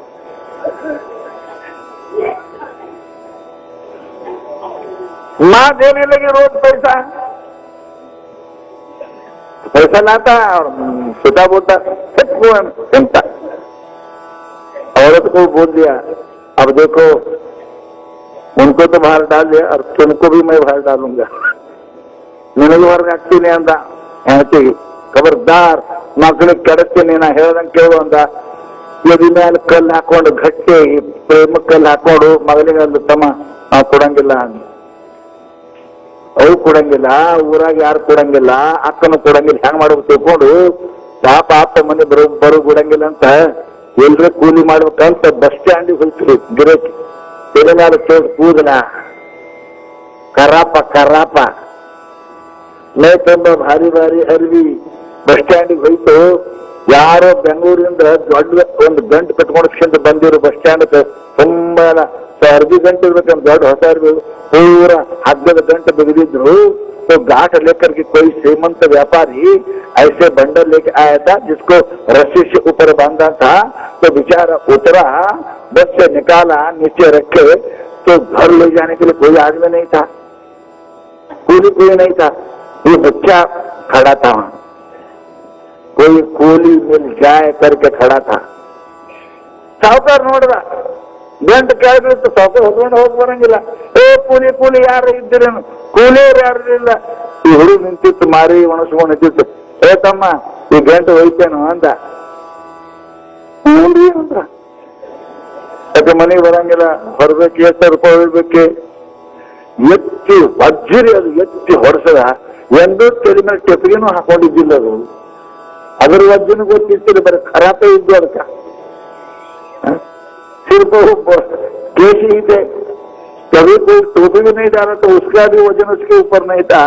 इतना वजन के गठरी उसके ऊपर जब रखे, जिसको रस्सी से बांधा गया था और चरी में टू ಅದು ಹಿಂಗ್ ನಡ್ಯಾಕತ್ರಿ ಇವತ್ತು ವಜ್ಜಿ ಎಂದು ಚರಿ ಮೇಲೆ ಕೆಪ್ಗಿನ ಹಾಕದವಲ್ಲ. ಎಂತ ವಜ್ಜಿ ಹೊತ್ಕೊಂಡು ಸಾವುಕಾರ ಮುಂದ ಹಿಂದಿನ ನಡ್ದ ಕಣ್ಣಾಗ ಪಳ ಪಳ ಪಳ ನೀರ್ ಹೋಗ್ತಿದ್. आंख से पानी झर रहे थे, कभी अपने ऊपर जो कभी गठरी कभी डाला नहीं था, सब वो झर जा रहे थे। रो रहा था बच्चा। और वो भी 1 ಕಿಲೋಮೀಟರ್ ಹೋಗಿದ್ರಿ. ಹುಡುಗ ಒಂದ್ ತವನ್ ಅಳ ಕೂತು ಒಳ್ಳೆ ಅಂದ್ರೆ ಕೂಡಿಸಿದಂಗಿಲ್ಲ, ಕೂಡಿಸಿದ್ರೆ ಅಪ್ಪ ಮನ್ಯಾಗ ಬರ್ಬಿಡಂಗಿಲ್ಲ. ಅದಕ್ಕೆ ಹೆಂಗಾರ ಮಾಡಿ ಊರಿಗೆ ಮುಟ್ಸ್ಕೊತ್ ಒಯ್ದ ಮನೆಗೆ ಒಯ್ದು ಇಟ್ಕೊಳಕ್ ಸಾವುಕಾರ ಇಳಿಸ್ಕೊಳಕ್ ಹೊಳ್ಳಿ ನೋಡ್ದ. ಮೇ ಮೇಲೆ ಕಣ್ಣಾಗ ನೀರು ಸುರಿದ ಅಂಗಿ ಮೇಲೆ ಬಿದ್ದಿತ್ತು ತೆಗೆದಿತ್ತಲ್ಲ. ಸಾವುಕಾರ ಬಹಳ ದಯ ಬಂತ್ರಿ, ಬಹಳ ದಯ ಬಂತು ಸಾವುಕಾರ. ಪಾಪ ಎಂದೂ ಕೂಲಿ ಮಾಡ್ದಂಗೆ ಕಾಣಂಗಿಲ್ಲ ಪಾರ. ಇಂಥದ್ದೇನು 20-20 ಬಂದದು इस बच्चे को कभी एक कभी कूली नहीं किया ऐसा मालूम होता है, कोई 20 से ऐसा आया है करके साहूकारा क्या किया, 500 रुपए दिया. 5 रुपए ಕೊಟ್ರ ಸಾವುಕಾರ. ಏನೋ 50 ಬಂದು ಪಾಸ್ 5 ರೂಪಾಯಿ ಕೊಟ್ಟ. ಎಷ್ಟು ಖುಷಿ ಆಯ್ತು ಹುಡುಗ. ತಗೊಂಡು ಮನೆಗೆ ಹೋಗ, ಮುಂದೆ ಕೇಳಿ ತಗೊಂಡು ಮನೆಗೆ ಹೋಗ, ನಿಮ್ಗೆ ತಂದಿಲ್ಲ ರೂಪಾಯಿ ಅಂದ. ರೂಪಾಯಿ ತಂದೀನಿ ಅಂದ. ಎರಡು ತಂದೀನಿ ಅಂದ್ರು. ಹೇಗೆ ಭಯ ಅಂದ, ಪೊಕೊಟ್ಟು ಬಂದವ ಏನಂದವ, ಪೊಕೊಟ್ಟು ಬಂದವ ಬಗ್ಗೆ ಭಯ. ಯಾಕೋ ಅಂದವ, ಹಂಗೆ ಬಂದವ ತಿನ್ನೋಡ್ ಕಿರಿಕಿಲಿ ದಾರು ನೆಟ್ಟದ ಕಣ್ಣಾಗ ನೀರು ಬಂದವ ಹೋಗಿ ಅಂತ ಹೇಳಕ್ಕೆ ಪೊಕೊಟ್ಟು ಬಂದವ. ಅಪ್ಪ ಅಂದ, ಗಳಿಸಿದಿ ಮಗನ ಇವತ್ತ, ಬಾ ತಗೋ ಕೀಲಿಕಾಯಿ ಅಂತ ಕೋಟಿ ರೂಪಾಯಿ ಕೀಲಿಕಾಯಿ ಮಗನ ಕೈ ಕೊಡ್ತಾನ. ಕೊಟ್ಟ ಅಂತಾನೆ, ಮಗ 5 ರೂಪಾಯಿ ಗಳಿಸಕ್ಕೆ ಎಷ್ಟು ಕಷ್ಟ ಇದನ್ನ ಗೊತ್ತಾಯ್ತಲ್ಲ, ನಾ ಕೋಟಿ ಹೆಂಗ್ ಗಳಿಸಲು ನಿನಗೆ ತಿಳಿತಿಲ್ಲೋ ಮಗ ಅಂದ. ತಿಳಿದಪ್ಪ, ಎಂದು ಏನು ಮಾಡಂಗಿಲ್ಲ, ಕೀಲಿ ನಿನ್ನಂತ ಕಿಲಿ ಕೇಳ್ತೀನಿ ಅಂದವ. ಸುಮ್ಮಲ್ಲ ಮಕ್ಕಳಿಗೆ ಗಳಿಸೋದು ಕಲಿಸ್ರಿ. ಬ್ರಹ್ಮಚರ್ಯ ಅಂದ್ರೆ ಏನು ಅಂದ್ರೆ ತನ್ನ ಕಾಲ ಮೇಲೆ ತಾನು ನಿಂದಿರ್ತಕ್ಕಂಥ ಶಕ್ತಿ ಬರುದು ಅದು ಬ್ರಹ್ಮಚರ್ಯ ಅಂತ. ಸುಮ್ಮನೆ ಉಡ್ತು ಸುಮ್ಮನೆ ತಿಂದು ದೇವ್ರಿಗೆ ಬಿಟ್ಟು ಗೂಳಿಯನ್ನು ಹೊಂಟು ತಿರುಗಾಡ್ಸತ್ತಪ್ಪ. ದೇವ್ರಿಗೆ ಬಿಟ್ಟಿರ್ತಾರಲ್ಲ ಗೂಳಿನ, ಯಾರು ಹೊಡ್ಲಾಗರ ಮೈತವೆ, ಯಾಕಂದ್ರೆ ತಿರುಗ್ತದೆ, ಎತ್ತು ದನ್ನ ಮೇಲೆ ಹಾರ್ತದೆ. ಅದು ಏನ್ ದನ ಅಂತಾರ, ಮನುಷ್ಯ ಅಂತಾರ. ಮನುಷ್ಯ ಗಳಿಸೋದು ಕಲಿಬೇಕು. ಅದಕ್ಕೆ ಬ್ರಹ್ಮಚರ್ಯ ಅಂದ್ರೆ ಏನು, ಮನುಷ್ಯ ಲಗ್ನ ಆಗು ತನಕನು ಅವ ತನ್ನ ತಾನು ಗಳಿಸಾಕ ಕಲಿಬೇಕು. ವಿದ್ಯೆಯಿಂದಲೇ ಗಳಿಸು, ಕಷ್ಟಪಟ್ಟರೆ ಗಳಿಸು, ನೌಕರಿ ಮಾಡ್ರೆ ಗಳಿಸು. ಯಾವಾಗ ನೀ ಗಳಿಸಾಕ ಹತ್ತಿ ಅವಾಗನೇ ಮದುವೆ ಮಾಡ್ಕೋಬೇಕು, ಅವಾಗನೇ ನೀವು ಮದುವೆ ಮಾಡ್ಬೇಕು. ನೀವು ಹಂಗ ಮಾಡಂಗಿಲ್ಲ, ನನಗೆ ಗೊತ್ತವೆ. ಜಲ್ದಿ ಮದುವೆ ಮಾಡಿದ್ರೆ ನನ್ನ ಮೈ ಮೇಲೆ ವಜ್ಜ ಹೋಗ್ತವೆ, ಅವ್ನು ವಜ್ಜ ಹೋಗ್ತವೆ, ಅವನು ನಿಮಗೆ ವಜ್ಜ ಹೋಯ್ತು, ಅವ್ನಿಗೆ ಕಜ್ಜಿ ಹತ್ತವ ಮೈಗೆ. ಅದು ಕಜ್ಜಿ ಹತ್ತವ, ನಿಮ್ಗೆ ವಜ್ಜಿ ಹೋಗುದು ಹೆಂಗದ ಅಲ್ಲಿ ಅದು ನೋಡ್ಬೇಕು, ನನಗೆ ವಿಚಾರ ಮಾಡ್ಬೇಕು. ಅದಕ್ಕೆ ಮಹಾನುಭಾವರು ಹೇಳ್ತಾರೆ ಇದು ಬ್ರಹ್ಮಚರ್ಯ. ಅದ ಬ್ರಹ್ಮಚರ್ಯದ ಅನಂತರದಲ್ಲಿ ಬಹಳ ಪ್ರಾಮುಖ್ಯವಾದ ಆಶ್ರಮ ನೀವೆಲ್ಲ ಇದ್ದೀರಲ್ಲ, ನೀವು ಗೃಹಸ್ಥರು. ಗೃಹಸ್ಥಾಶ್ರಮ ಬಹಳ ಪುಣ್ಯವಾದ ಆಶ್ರಮ. ಇಡೀ ಪ್ರಪಂಚ ಆ ಬ್ರಹ್ಮಚಾರಿನೇ ಇರಲಿ, ವಾನಪ್ರಸ್ಥನೇ ಇರಲಿ, ಸನ್ಯಾಸಿನೇ, ಇವೆಲ್ಲ ಮೂರು ನಿಮ್ಮ ಮೇಲೆ ಬದುಕ್ತಾರೆ. ನಿಮ್ಮ ಮೇಲೆ ಬದುಕ್ತಾರೆ. ಸನ್ಯಾಸಿನ ನಿಮ್ಮ ಮನೆಗೆ ಬರ್ತಾನೆ ಭಿಕ್ಷೆ, ಬ್ರಹ್ಮಚಾರಿನ ನಿಮ್ ಬರ್ತಾನೆ, ವಾನಪ್ರಸ್ಥನು ನಿಮ್ಮಂತಕ್ಕೆ ಬರ್ತಾನೆ. ಅನ್ನ ಇಲ್ಲದೆ ಯಾರು ಬದುಕಕ್ಕೆ ಬರಂಗಿಲ್ಲ. ಅನ್ನ ಕೊಡವ ಯಾವ ಅಂತ ಕೇಳಿ ಒಬ್ಬ ಗೃಹಸ್ಥಾಶ್ರಮ. ಧನ್ಯೋ ಗೃಹಸ್ಥಾಶ್ರಮಿ. ಗೃಹಸ್ಥಾಶ್ರಮದಂತ ಪುಣ್ಯ ಯಾವ ಸನ್ಯಾಸಿಗೂ ಇಲ್ಲ, ಬ್ರಹ್ಮಚಾರಿಗೂ ಇಲ್ಲ, ವಾನಪ್ರಸ್ಥಗೂ ಇಲ್ಲ. ಎಷ್ಟು ಪುಣ್ಯ ಗಳಿಸಾಕ ಅನುಕೂಲ ಗೃಹಸ್ಥಾಶ್ರಮದೊಳಗಿರ್ತದೆ, वो किसी आश्रम में नहीं है। हाँ ये समझिए, पुण्य कमाने के लिए एक ही आश्रम है, वो गृहस्थाश्रम। दूसरे किसी आश्रम में पुण्य नहीं है। तो इसीलिए तो गृहस्थ आश्रमी, जो गृहस्थ है, बहुत जागरूक से रहना पड़ता है। कुछ लोग कहना है, अरे क्या हम तो संसारी है जी, आपको ठीक रहना। अरे ये कहाँ का नियम है? बाद में अंतर नावेंद्र संसारी ಇದ್ದೇವೆ, ನಮಗೆ ಹೆಂಗಿದ್ದರೆ ನಡೀತೇವೆ ಅಂತ ಯಾವ ಶಾಸ್ತ್ರ ಬರೆದಾರೋ ಮರೆ, ಯಾರು ಯಾವ ಶಾಸ್ತ್ರ ಬರೆದ ನೀವು ಹೆಂಗಿದ್ರೆ ನಡೀತೇವೆ ಅಂತ. ನೀವು ಸಾಧುಗಳು ಚಲೋ ಬರ್ಬೇಕು ರೀ, ಒಬ್ಬ ಹೆಂಗಿದ್ರು ನಡೀತೇವೆ ಅಂತ. ನಾಯಿ ನೋಡ್ರಿ ನೀವು ದಾರೆ ಓಡಕತ್ತ ಎಷ್ಟು ಕಲ್ಲಿರ್ತವೆ ಎಲ್ಲ ಕಲ್ಲಿಗೂ ಮಾಡ್ತವೆ. ನಾಯಿ ಗುಣ ಅದಕ್ಕೆ ಹಂಗ ಬೀಳ್ತದೆ, ಹೌದಲ್ಲ ಅಂದ್ರೆ ಮಾಡ್ಕೋತ ಹೋಗ್ತದೆ. ಹಂಗ ನಿನಗೆ ಪರ್ಮಿಷನ್ ಇಲ್ಲ, ನಾಯಿಯನ್ನು ಮಾಡೋ ಪರ್ಮಿಷನ್ ಮನುಷ್ಯನಿಗಿಲ್ಲ. ಮನುಷ್ಯನಿಗೆ ನಿಯಮಗಳ ಅದಾವೆ. ಎಲ್ಲಾ ನಿಯಮ ಬರ್ದದ್ದು ನಿಮಗೂ ಬರ್ದಾರ ಶಾಸ್ತ್ರ, ನಮಗಿಲ್ಲ. ಅದನ್ನ ಹೇಳ್ತೀನಿ, ಸಾಧು ಅಂದ್ರೆ ಸತ್ಯನಾಶಿ. ಸನ್ಯಾಸ ಅವನ ಜಾಸ್ತಿ ನಿಮ್ಗೆಲ್ಲ ಬಿಟ್ಟೆ ಕೊಟ್ಟಾನ, ಎಲ್ಲ ಬಿಟ್ಟು ಅವನಿಗೇನು ಜ್ಯೋತಿಷ್ ಶಾಸ್ತ್ರ ನಿಮಗೆ, ಎಲ್ಲ ಶಾಸ್ತ್ರ ನಿಮಗೆ. ನಾ ಕಾಶಾಗ ಓದುವಾಗ ಬಹಳ ದೊಡ್ಡ ಪಂಡಿತ ಇದ್ದ, ನಾ ಮಠದಾಗ ಇದ್ದ, ಬೆಂಗಳೂರು ಮಠದಾಗ. ಅವ್ರ ಮಾತು ಬಹಳ ಖರೆ ಆಗ್ತಿದ್ದು. ಎಲ್ಲ ಮಾರೋಡ ಗಿರೋಡರು ಬರ್ತಿದ್ರು, ಯಾರಿಗೆ ಪ್ರದೇಶಕ್ಕೆ ಹೋಗ್ತಂದ ಪ್ರದೇಶಕ್ಕೆ ಹೋಗಿದ್ರು, ಬಹಳ ಅವನಿಗೆ ನೆನೆಸ್ತಿದ್ರು. ಅವನ ಕೆಳಗೆ ರೂಮ್ ಇತ್ತು, ಆ ರೂಮಿನ ಮುಂದೆ ನಾ ಹಾಯ್ದ ಮ್ಯಾಲ ಹೋಗ್ಬೇಕು ನಮ್ಮ ಕೋಲಿಗೆ. ನಾ ಹೋಗಿ ಒಂದು 5-6 ತಿಂಗಳಾಗಿತ್ತು काशी जाने के बाद तो वो मैं जब ऊपर जा रहा था वो ज्योति बहुत उनको वाणी नहीं थी, क्योंकि बचपन में जो झाड़ से पेड़ से गिरने के बाद यहाँ घुस गया था एक कांटा, इसलिए हवा यहाँ से आता था उनको, ऐसे ही होता था. ಇಲ್ಲೇ ಗಾಳಿ ಇರ್ತಕ್ ಬಂದ್ರೆ ಮಾತು ಬರ್ತಾವ, ಮತ್ತೆ ಇಲ್ಲೇ ಹೋದ್ರೆ ಆ ಕಡೆ ಮಾತು ಬರ್ತಾವ. ಅಲ್ಲಿ ಬರೀತಿದ್ದ, ಜ್ಯೋತಿಷ್ ಬಾ ಹೇಳ್ತಿದ್ದ.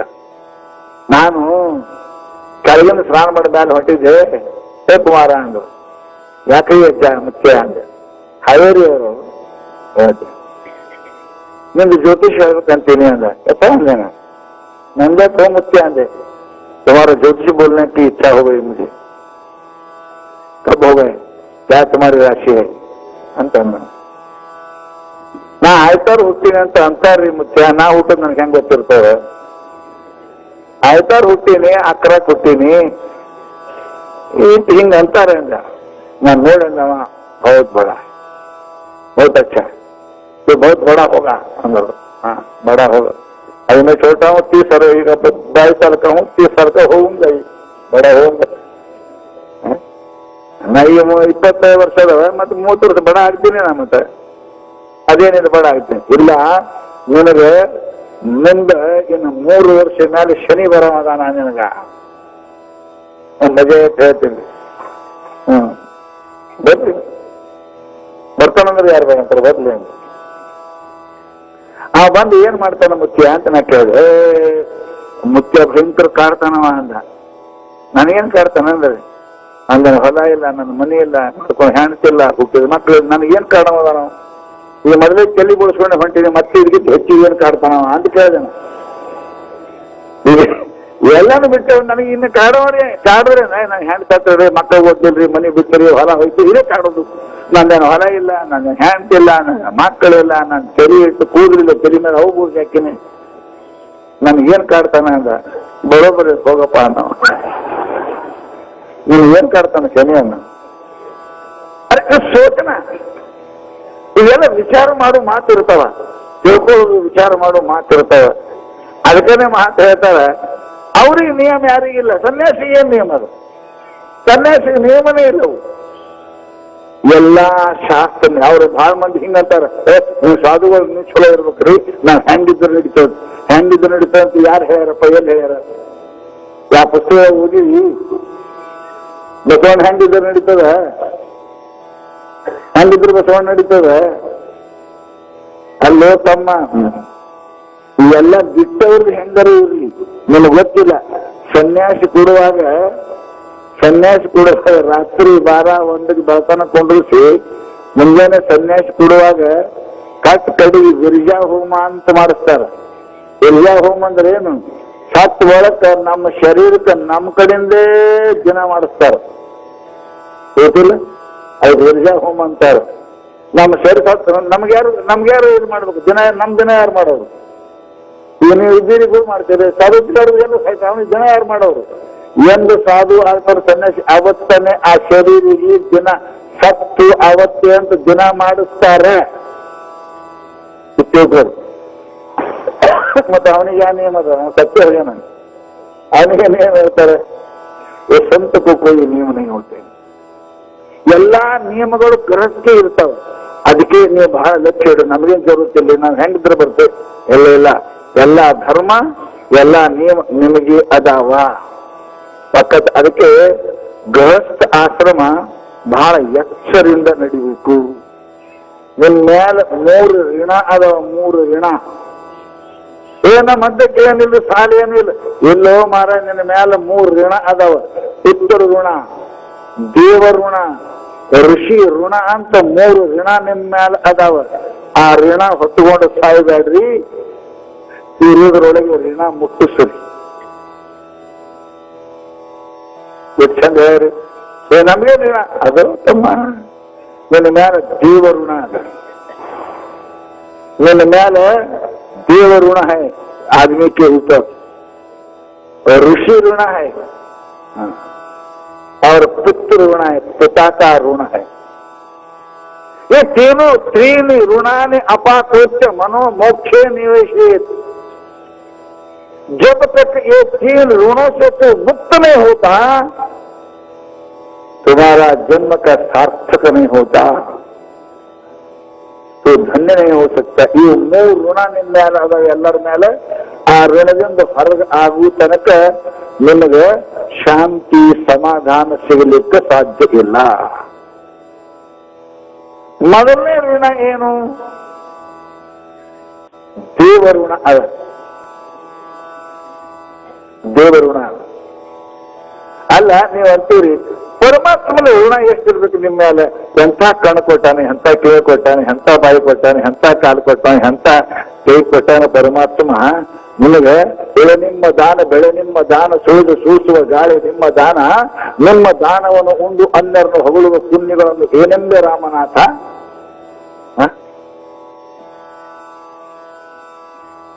AC ಕಂಪನಿಯವ್ರು ಕೊಟ್ಟಾರ, ಗಾಳಿ ಯಾರು ಕೊಟ್ಟಾರ? ಗಾಳಿ ಯಾರು ಕೊಟ್ಟಾರ? ಮಡಿ ಯಾರು ಕೊಟ್ಟಾರ? ಈ ನಡೆದಾಡೋ ನೆಲ ಯಾರು ಕೊಟ್ಟಾರ? ಇದೆಲ್ಲ ಪರಮಾತ್ಮ. ಪರಮಾತ್ಮನಿಗೆ ನೀವು ಅವನಿಗೆ ಒಂದು ವೇಳೆ ಆ ಋಣ ತೀರಿಸಬೇಕು. ಪೂಜಾ ಪಾಠ ನಿಮ್ಮ ಧರ್ಮಕ್ಕೆ ಅನುಗುಣವಾಗಿ ಪೂಜಾ ಪಾಠ ಅವೆಲ್ಲ ಮಾಡಿದ್ರೆ ಪರಮಾತ್ಮ ಋಣ ಹೋಗ್ತದೆ, ಹಂಗೆ ಹೋಗುದಿಲ್ಲ. ಋಣದಾಗ ಸಾಯಬಾರದು ಮನುಷ್ಯ. ದಿನ ನಿಮ್ಮ ಧರ್ಮ ಪ್ರಕಾರವಾಗಿ ನೀವು ದಿನಂಪ್ರತಿ ಪೂಜೆ ಮಾಡಬೇಕು. ಲಿಂಗಾಯತದ ಲಿಂಗ ಪೂಜೆ ಮಾಡಿ, ಬ್ರಾಹ್ಮಣ ಇದ್ರೆ ಏನಪ್ಪಾ ಅಂದ್ರೆ ಹೋಮ ಹವನಾದಿಗಳನ್ನ ಮಾಡ್ರಿ, ಮುಸಲ್ಮಾನ್ ಇದ್ರೆ ನಮಾಜ ಮಾಡ್ರಿ. ನೀವು ಮಾಡೋ ಕರ್ತವ್ಯವೇ ಇದು. ದೇವ ಋಣ ನಿಮ್ಮ ಮೇಲೆ. ಋಣ ಇಟ್ಟುಕೊಂಡು ಸಾಯಬಾರದು, ಋಣಮುಕ್ತರಾಗಬೇಕು ಮನುಷ್ಯನಿಗೆ. ಎರಡನೇ ಋಣ ಋಷಿ ಋಣ ಅದ. ಋಷಿ ಋಣ ಅಂದ್ರೇನು? ನಿಮಗೆಲ್ಲ ಗೋತ್ರದ, ಲಿಂಗಾಯತರಿಗೆ ಗೋತ್ರದ ಗೊತ್ತೇ ಇಲ್ಲ ಯಾರಿಗೆ. ಯಾರು ನೋಡಂಗಿಲ್ಲ. ವೃಷಭ ಗೋತ್ರ, ನಂದಿ ಗೋತ್ರ, ಆ ಗೋತ್ರ, ಈ ಗೋತ್ರ, ಅದು ಯಾರಿಗೂ ಗೊತ್ತಿಲ್ಲ. ನಿಮ್ಮ ಪರಂಪರೆಯ ಮೂಲ ನಿಮ್ಮಪ್ಪ, ಅಪ್ಪ, ಅಪ್ಪನಪ್ಪ, ಅಪ್ಪನಪ್ಪ, ಅಪ್ಪನಪ್ಪ, ಯಾರು ದೊಡ್ಡಪ್ಪ ಇರ್ಬೇಕಲ್ಲ, ತಡಿಯಪ್ಪ, ಅವನ ಋಣ ನಿಮ್ಮ ಮೇಲೆ ಇದೆ. ಅವರು ಶಾಸ್ತ್ರ ಬರೆದಾರೆ, ಸ್ತೋತ್ರ ಬರೆದಾರೆ, ಆಚಾರ ಬರೆದಾರೆ, ವಿಚಾರ ಬರೆದಾರೆ. ಅದರ ಅಧ್ಯಯನ ಮಾಡುವುದು ನಿಮ್ಮ ಕರ್ತವ್ಯ. ಅವ್ರ ಋಣ ಅದ ನಿಮ್ಮ ಮೇಲೆ. ನೀವು ಓದಿರಿ, ಓದಿರಿ. कोई भी हम पढ़ते नहीं है. हमारे धर्म ग्रंथों को जो ऋषियों ने लिखा है तपस्या करके, उन ग्रंथों का अध्ययन नहीं करते हैं तो ऋषि क्या ऋण तुम्हारे ऊपर है. ಹಿಂದೆ ಮಹಾತ್ಮರು ಬಸವಣ್ಣವರು ವಚನ ಬರೆದ್ರು, ಹಿಂದಕ್ಕೆ ಬರೆದ್ರು, ಮಹಾತ್ಮರು ಬರೆದ್ರು. ಯಾಕೆ ಅವೆಲ್ಲ ಅವು ಪುಸ್ತಕ ಗಂಟು ಕಟ್ಟಿಡಕ್ ಮಾಡಿಲ್ಲ, ಅವು ಓದಕ್ ಮಾಡ್ಯಾರ. ಓದಬೇಕು, ತಿಳ್ಕೋಬೇಕು, ತಿಳ್ಕೊಂಡಂಗ ಉಳ್ಕೋಬೇಕು ಅಂದ್ರೆ ಋಷಿಗಳ ಋಣ ಹೋಗ್ತವೆ. ಇನ್ನೊಂದು 3ನೇ ಋಣ ಅದ. ಅದೆಲ್ಲ ಋಣ ತೀರ್ಸಿ ನಿಮ್ಮ ಅಪ್ಪನ ಮೇಲೆ ನೀವು ಅಜ್ಜಿ ಹಾಕಿ, ನಿಮ್ ಋಣನೇ ಅವನ ಮೇಲೆ ಅದ. ಪಿತೃಋಣ. ಪಿತೃಋಣ ಅಂದ್ರೆ ಏನು? ನಿಮ್ಮಪ್ಪ ನಿನಗೆ ಹೆಂಗ ಹಡದಾನ,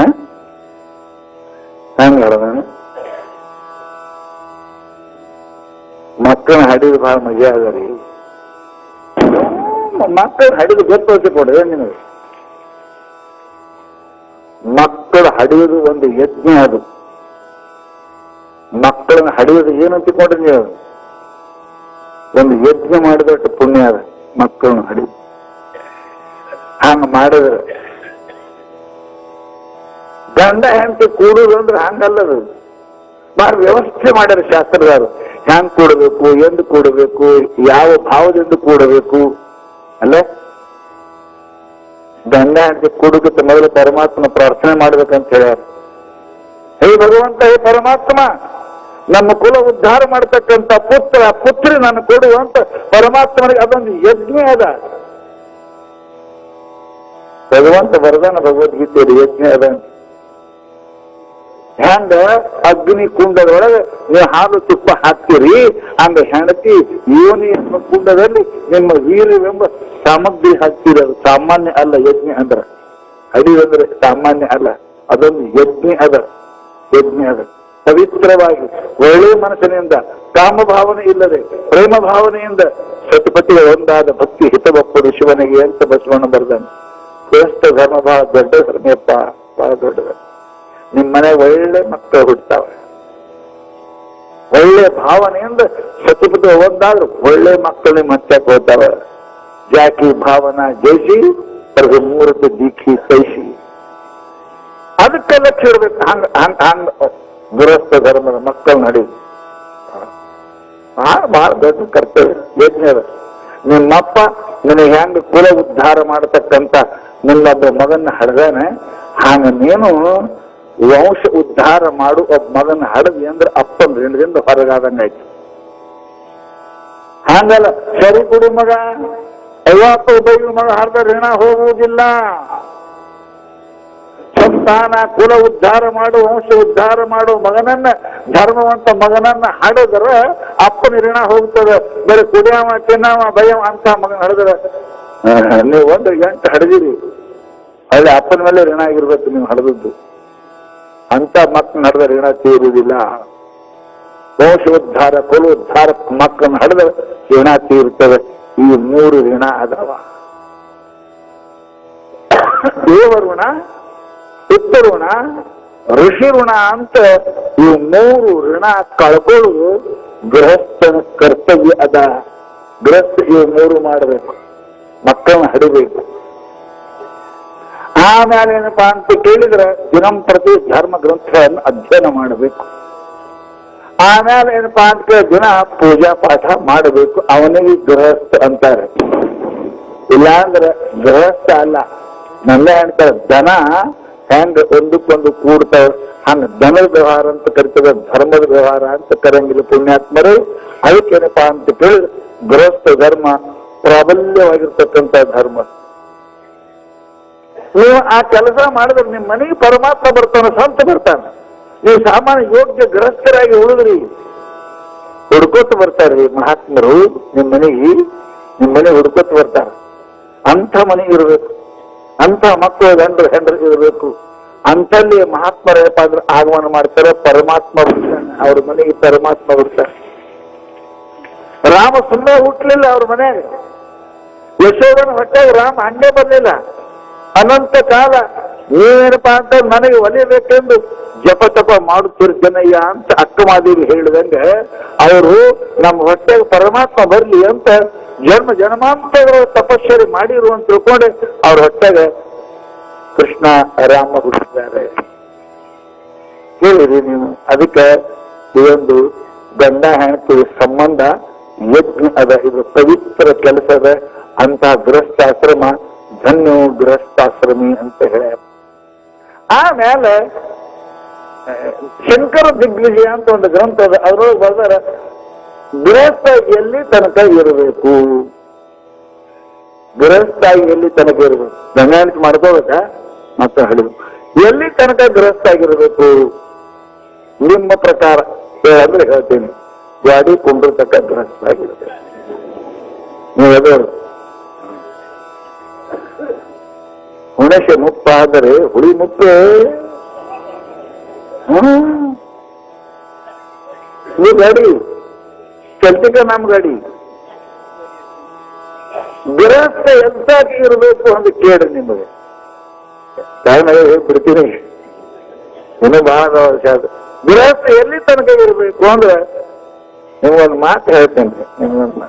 ನಿಮ್ಮ ಅನುಭವ ಹೇಳ್ತೀನಿ. ನಿಮ್ಗೆ ಏನ್ ಗೊತ್ತು ಅಲ್ಬೇಡ್ರೆ, ನೀವು ಹೇಳಿದ್ದೆ ನಮ್ಗೆ ಗೊತ್ತು. ಯಾರು ಬಂದು ಹೇಳ್ತಾರೆ ನೀನು ಅದೇ ಹೇಳುದು. ನಾನು ಮುಂದೆ ಬಾರಿ ಗೃಹಸ್ಥ ಎಲ್ಲಿ ತನಕ ಇರಬೇಕು ಅಂದ್ರೆ ನೀನು ಎಲ್ಲಿ ತನಕ ಆ ಮನೆಯಾಗ ನಿಮಗೆ ಸಮ್ಮಾನ ಮಾನಸ ಅಲ್ತಕ್ಕಿರಬೇಕು. ಎಂದು ಅಪಮಾನ ಸ್ಥಳ ಅಂದನೆ ಮನೆ ಬಿಟ್ಟು ಹೊರಗಾಗ್ಬೇಕು, ನಾಚಿಕೆಡಿಯಾಗಿ ಮತ್ತೆ ಮನೆಗೆ ಹೋಗ್ಬಾರ್ದು.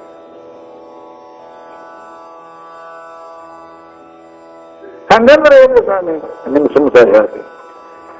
ಮದುವೆ ಮಾಡ್ಕೊಂಡು ಬಂದ ಬಳಕ ನಿಮ್ ಮ್ಯಾಲ ನಿಮ್ ಹೆಂಡತಿ ಎಷ್ಟು ಜಮಾದಾಡ್ರಿ ನಿಮ್ಗೆಲ್ಲ ಗೊತ್ತವ. ನೀ ಅಲ್ಲಿ ಕಂಡ್ರೆ ಇಲ್ಲಿ ನೀರ ತಂದು ತಯಾರಾಗ್ತಾವ, ಅಲ್ಲಿ ಕಂಡ್ರೆ ಇಲ್ಲಿ ಒಳಗೆ ಬಂದ ಕೂಡಲೇ ಖಾಲಿ ಹಾಕಿದ್ರೆ ನೀರು, ಬಿಸಿನೀರು ತರ್ರಿ, ತಣ್ಣೀರು ತರ್ರಿ, ಮಾಡಿ ತಗೋತೀರಿ. ಅಚ್ಚ ನಾಷ್ಟ ಉಪ್ಪಿಟ್ಟು ಮಾಡ್ಲಿ ಅಂತ ಚಾ ಮಾಡ್ಲಿ? ಚಾ ಮಾಡಿದ್ರೆ ಉಪ್ಪಿಟ್ಟು ಬೇಡ್ರಿ, ರೊಟ್ಟಿ ಜೀವ ರೀ, ರೊಟ್ಟಿ ಜೀವ. ಮದುವೆ ಆದ್ಮೇಲೆ 1 ವರ್ಷ 2 ವರ್ಷಕ್ಕೆ ಹಾಗೆ 2 ಸಲ ಮಕ್ಕಳು ಹುಟ್ಟು ತನಕ ಗಂಡನ ಮೇಲೆ ಬಹಳ ಜೀವ. ಮಗ ಹುಡ್ತು ಅಂದ್ರೆ ಗಂಡನ ಮ್ಯಾಲಿನ ಮಾಯ ಎಲ್ಲ ಬಳದು ಒಳ್ಳೆ ಮಾಡಿ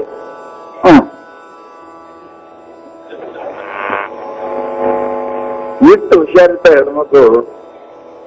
ಗಂಡ ಅವ ಮಕ್ಕಳಾಗ್ತದ ಮೊದಲು ಅವ ಬರೋದ್ರಾಗ ಏನಪ್ಪ ಎಷ್ಟು ವ್ಯವಸ್ಥೆ ಮಾಡ್ತಿದ್ರು, ಈಗ ಬರೋ ಟೈಮ್ ತನ ತೊಟ್ಲ ಪಾರ್ಕ್ ಖುಷಿ ಬಿಲ್ ಹಾಕತ್ತ, ಮತ್ತ ಅಡ್ಕೊಂಡು ಚೂಡ್ತಾರ, ನಾಯಿ ಮಳ್ಳಿ ಮಾಡು. ಹೊರಗೆ ಮಾಡ್ಕೊಳ್ಳೆ ನೀರು ಬಿಡ್ಲೆ ಇಲ್ಲ ಪಾರ್ ನೋಡು ಅಳಕತ್ತೆ ಕೂಸುದು, ನಾನೇ ತಗೋತೀನಿ, ನೀರು ತಗೋತೀನಿ. ಅಯ್ಯೋ ನಿಮ್ಗೆ ಚಾ ಮಾಡೋಕೆ ಮಾಡಿದ್ದೆ ನೋಡಿ, ಸುಮ್ಮನೆ ರೀ ನೀರೇ ಕೊಟ್ಟಿಲ್ಲ. ನೀವು ಚಾ ನೀ ಚಿಂತೆ ನಾ ಚಾ ಮಾಡ್ತೀನಿ ಅಲ್ಲ, ಮಾಡ್ಕೋರಿ ನನಗೊಂದು ಕಪ್ ಮಾಡು. ಎಷ್ಟು ನಾಚಿಕೆ ಇದೆ ಅದಪ್ಪ. ಯಾವ ಹೆಣ್ತಿ ನೆನ ಕರೆದು ಚಾ ಮಾಡಿಕೊಂಡು ಕೊಂಡಿರ್ಬೋದು, ಈಗ ನಿನ್ನ ಕಡೆನೇ ಮಾಡ್ಸೋಗತ್ತೆ ಅಂದ್ರೆ ತಿಳ್ಬೇಕಿಲ್ಲ. ನನ್ನ ಮ್ಯಾಲಿನ ಮಾಯ ತೆಗದಾಳ, ಅದ್ರ ಮ್ಯಾಲ ಇಟ್ಟಾಳ. ಈ ಅವಕಾಶ ನಾ ಕಂಬಳಿ ಹಗಲಿ ಹಾಕೊಂಡು ಹೊರಗೆ ಹೋಗ್ಬೇಕಂತ ಗುರುತಾಕೋದಿಲ್ಲ ನನಗೆ.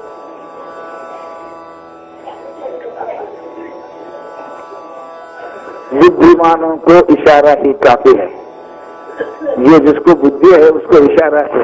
जो आदमी जो औरत अपनी पत्नी तो 1 साल तक जितने प्रेम करती थी, बच्चे होने के बाद वो संपूर्ण 12 आना खत्म हो गया तो फिर अनिवार्य के लिए तुमको खिलाती पिलाती है, तो सोचना चाहिए अब मेरा सम्मान यहाँ घर में कम हो गया. ಯಾರ ಮನೆಗೆ ಹೋದಾಗ ಬಂದ್ಕೊಳ್ಳಿ, ಸರಿ ಬರ್ರಿ ಸಾಕಾರ ಬರ್ರಿ ಕೊಡ್ರಿ ಚಾ ಕೊಡ್ರಿ ಅಂದ್ರೆ ಕುಡಿಸಿ ಹೋಗ್ತೀವಿ ನಿಮ್ಮ ಮನೆ ಮೇಲೆ. ಯಾವಾಗ ನೀವು ಹೋದ್ರು ಕೂಡ ಬಂದ್ರಿ ಮಾಡಿದ್ರ ನಿಮ್ಗೆ ಕುಂಡ್ರು ಅನ್ಲಿಲ್ಲ ಅಂದ್ರೆ ಹೆಂಗಾಗ್ತದೆ? ನಾಚಿಕೆ ಬರ್ತಾವಲ್ಲ, ಬೇಡಪ್ಪ ಯಾಕೆ ಬಂದೆ ಇವ್ರ ಮನೆಗೆ ಹೊಳ್ಳಿ ಬರೋಣ ಇಲ್ಲ ನೀವು. ಮತ್ತೆ ಈ ಮನೆಯಾಗ ಕುಂಡ್ರು ಅಂದಿಲ್ಲ, ಸುಮ್ಮನೆ ಕುಂಡಿರ್ತದೆ. ಹೆಂಗೆ ಆ ಕಾಯ್ತು ಅಂದ್ರೆ ಮನೆಗೆ ಬಿಡ್ಬೇಕ್ರಿ.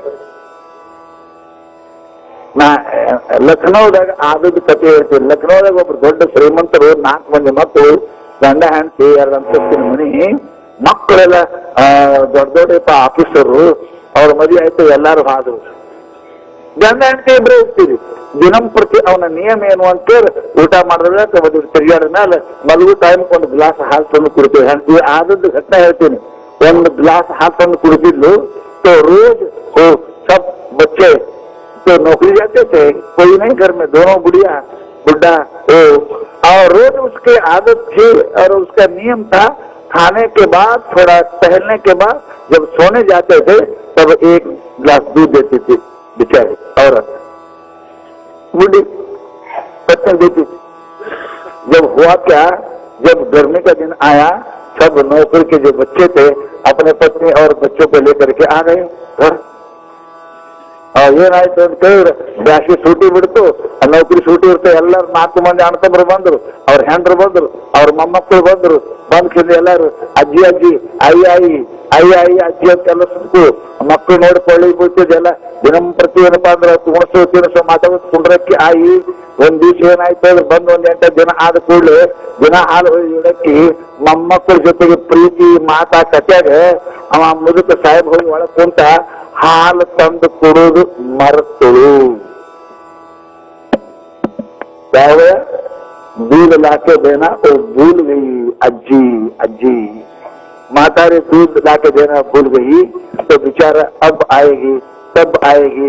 1 घंटा तक जागते रहा, लेकिन वो बच्चों में, हाँ, पोती पोतों में तो मिल गई थी, हंसी मजाक करके वहां बैठी, 1 घंटे तक राह देखा, सोया। ಒಂದು ತಾಸದ ದಾರಿ ನೋಡ, ಈಗ ತರ್ತಾವ ಹಾಲು, ಆಗ ತರ್ತಾವ ಹಾಲು ಅಂತ ನೋಡುವ. ಆಕೆ ಮಕ್ಕಳದಾಗ ಸಸ್ಯದಾಗ ಮಜಾ ಮಾಡ್ಕೊತ ಕೂತು, ಇವ 10 ಮಕ್ಕಳು 11 ಆಯ್ತು ಬರ್ಲಿಲ್ಲ, ಮಕೊಂಡ. ಆದದ್ದು ಮಾತು ಹೇಳ್ತೇನೆ, ಮಕೊಂಡ. ಮುಂಜಾನೆ ಎದ್ದ ದಿನ ವಾಕಿಂಗ್ ಹೋಗ್ತಿದ್ದ, ಮುಂಜಾನೆ ವಾಕಿಂಗ್ ಹೋದ, ಮುಖ್ಯ ಹೋದ, ಹೋಗಿ 1 ತಾಸು ತಿರುಗಾಡಿ ಬರ್ತಿದ್ದ.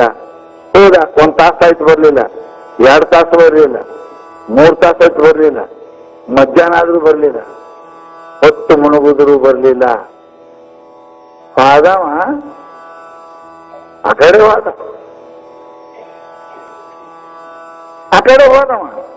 ಎಲ್ಲಿ ಹರಿದ್ವಾರಕ್ಕೆ ಹೋದವ. ಪೊಲೀಸ್ ಸ್ಟೇಷನ್ ಕೊಟ್ರು, ಅಲ್ಲಿ ಕೊಟ್ರು, ಎಲ್ಲ ಕೊಟ್ರು. ಹರಿದ್ವಾರಕ್ಕೆ ಹೋಗಿ 1 ತಿಂಗಳು ಆದ್ಮೇಲೆ ಒಂದು ಚೆಕ್ ತಗೊಂಡು ಹೋಗಿದ್ದವ. ಚೆಕ್ನಾಗ ಬ್ಯಾಂಕ್ದಾಗ ಎಷ್ಟು ರೊಕ್ಕದ ತಕೋರಿ ಅಂತ ಒಂದು ಬ್ಲ್ಯಾಕ್ ಚೆಕ್ ಮೇಲೆ ಏನಪ್ಪಾ ಅಂತ ಕೇಳಿದ್ರೆ ಸೈನ್ ಮಾಡಿ ಪತ್ರದ ಕಳಿಸದ. ನಾ ನಿಮ್ಮ ಮನೆಗೆ ಬರುವುದಿಲ್ಲ ಅಂತ ಹೇಳ್ದ. ಎಂದು ನನ್ನ ಮೇಲಿನ ಜೀವನದಿಂದ ಕಡಿಮೆ ಆಗ್ಯದ, ಮೊಮ್ಮಕ್ಕಳ ಮೇಲೆ ಆಗ್ಯದ ಅಂದ್ರೆ ನಾ ಆ ಮನ್ಯಾಗ ಇರಕ್ಕೆ ಯೋಗ್ಯಿಲ್ಲ, ನಾ ಇನ್ನು ಹೊಳ್ಳಿ ಬರಂಗಿಲ್ಲ ಅಂತ ಬರ್ಲಿಲ್ಲ. ಸನ್ಯಾಸಿ ಆಗಿ ಅಲ್ಲೇ ಹೋಗಬಹುದ, ಹೊಳ್ಳಿ ಬಂದಿಲ್ಲ. ನಿಮಗೆ ಕೇಳ್ತೀನಿ, ಹಿಂಗಾಗ್ಯದಿಲ್ಲ ನಿಮ್ಮ ಮನೆಗೆ ಅಂದರೆ? ಅದೇ ಹೊಸ ಊಟ ಕೊಡೋರು ಕುಂಡ್ರಿ, ತಡಾಗದ ಇನ್ನೂ ಆಗಿಲ್ಲ ಅಡಿಗೆ ಅಂದ್ರೆ ಆ ಕಡೆ ಹೋಗಿರಿ, ಏನ್ ಜೊತ್ಕೊಂಡಲ್ಲೇ ಕುಂತೀರಿ? ನಿಮ್ಮ ಮನೆಗೆ ಹಿಂಗಾಗಿಲ್ಲ, ಹೆಂಗ್ ತಂದು ಬೆಳೆದಿಲ್ಲ. ಎಷ್ಟರೇ ನಾವು ಮಾನಿಗೆ ಹಿಡಿದಿರ್ಬೇಕ್ರಿಪ್ಪ. ಹೆಂಗ್ ಬೆಳೆದ್ರೆ ಮಕ್ಕಳು ಹೋದ್ರೆ ನಮ್ಮ ಮಕ್ಕಳು ಹೋದವಲ್ರಿ, ಮತ್ತೆ ಮಂದಿ ಇದಾರೆ ಹಬ್ಬ ಬೆಳೆದ್ರೆ ನಮ್ಮ ಮಕ್ಕಳು ಹೋದವ, ಹೋದ್ರೆ ನಮ್ಮ ಮಗನೇ ಒದ್ದಾನೆ ಮತ್ತೆ. ಅಯ್ಯೋ ಅಯ್ಯೋ ಅಯ್ಯೋ ಅಯ್ಯೋ, ಎಷ್ಟರೇ ನಾವು ಮಾನ ಕೆಡಿಸ್ಕೊಂಡಿರ್ಬೇಕು. ಗೃಹಸ್ಥನಿಗೆ ನಿಯಮ ಅದ. ಒಮ್ಮ ನಿಮ್ ಮಗನೇ ಆಗಲಿ, ನಿಮ್ ಹೆಂಡತಿನೇ ಆಗಲಿ, ಯಾರ ಮೊದಲಿನ ಜೀವ ಒಂದಿಟ್ಟು ಎಳ್ಳಟ್ಟು ಕಡಿಮೆ ಮಾಡಿದ್ರೆ ಆ ಮನ್ಯಾಗ ನಾವು ಬರಬಾರ್ದು. ಈ ಗೃಹಸ್ಥ ಧರ್ಮದ ನಿಯಮ ಅದ. ನಾವು ಹಂಗ ತಲೆ ಬಾಗಿಸ್ಕೊಂಡು ಅಲ್ಲೇ ಒಗಸ್ಕೊಂಡು ಬಯಸ್ಕೊಂಡು ಹೊಡೆದು ರಾತ್ರಿ ಜನ್ಮ. ಅದಕ್ಕೆ ಗೃಹಸ್ಥನಿಗೆ ನಿಯಮ ಅದ, ಬಹಳ ಎಚ್ಚರಿ ಇರಬೇಕು. ಹಂಗ ನಡ್ಕೋಬೇಕು. ಮಾತ ಒಲ್ಲನಂಗ ನಡಿಬಾರ್ದು. ಹೇಗೆ ಮಾಡಿ ಕೊಡ್ಲಾರ್ದಂತ ಸಾಮಾನು ಮಾಡಿಕೊಡು ಅನ್ನಬಾರ್ದು. ಸುಮ್ಮ ದಪ್ಪಾಗಿರ್ಬೇಕು, ಮಾಡಿದ್ದು ಉಣಬೇಕು. ಹಂಗಂದ್ರೆ ಇರ್ರಿ, ಹಳ್ಳಿಗೆ ಉತ್ತರ ಕೊಟ್ಟು ಅಂದ್ರೆ ಅವತ್ತೇ ಮನೆ ಬಿಡಂಗಿದ್ರೆ ಉತ್ತರ ಕೊಡ್ಬೇಕು. ಆ ಧೈರ್ಯ ಇಲ್ಲ, ಯಾಕ್ರಿ ಹಂಗೆ ಮತ್ತೆ ಎಲ್ಲಿ ಹೋಗ್ಬೇಕು? ಅದೇ ನಮ್ಮ ಮಠ ಹೇಳ್ತೇವೆ ಬರ್ರಿ ಇಲ್ಲಿಗೆ, ನೀವು ಉಣ ಕೊಡ್ತೇವೆ, ಚೆನ್ನಾಗಿ ಕೊಡ್ತೇವೆ, ಎಲ್ಲ ಕೊಡ್ತೇವೆ. ಹೋದ್ರಬೇಕು ಅಲ್ಲಿಗೆ ಹೋಗ್ತಿಂದ ಈ ಬಗೆ ಎಲ್ಲಾರು ಮಾತಾಡಿ ಹೆಂಗದ.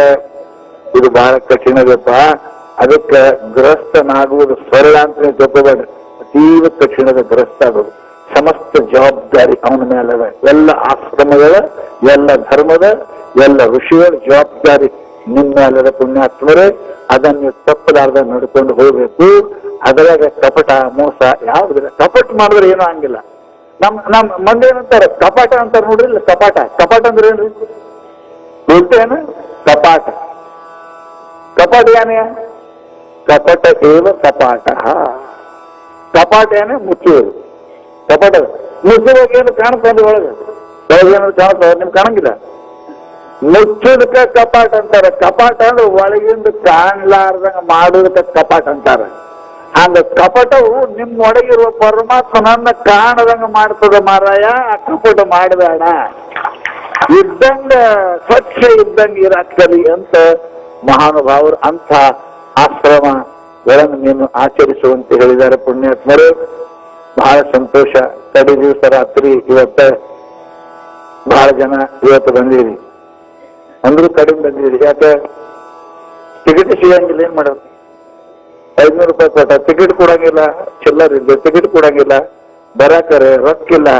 ಹಿಂಗಾಗಿ ಮಂದಿ ಕಡಿಮೆ ಬಂದಿರಬೇಕು. ಬರೋರು ಬಂದಿರಿ. ಪುಣ್ಯಾತ್ಮರೆಲ್ಲರೂ ಶಾಂತ ರೀತಿಯಿಂದ ಕೊಡಿ. ಜಗತ್ತು ನಡೀತಾ ಇದೆಯಲ್ಲ, ಹೆಚ್ಚು ಕಡಿಮೆ ಬರುದು ಹೋಗುದು ಲಾಭ ಹಾನಿ ಇವೆಲ್ಲ ನಡೀತಿರ್ತಾವ.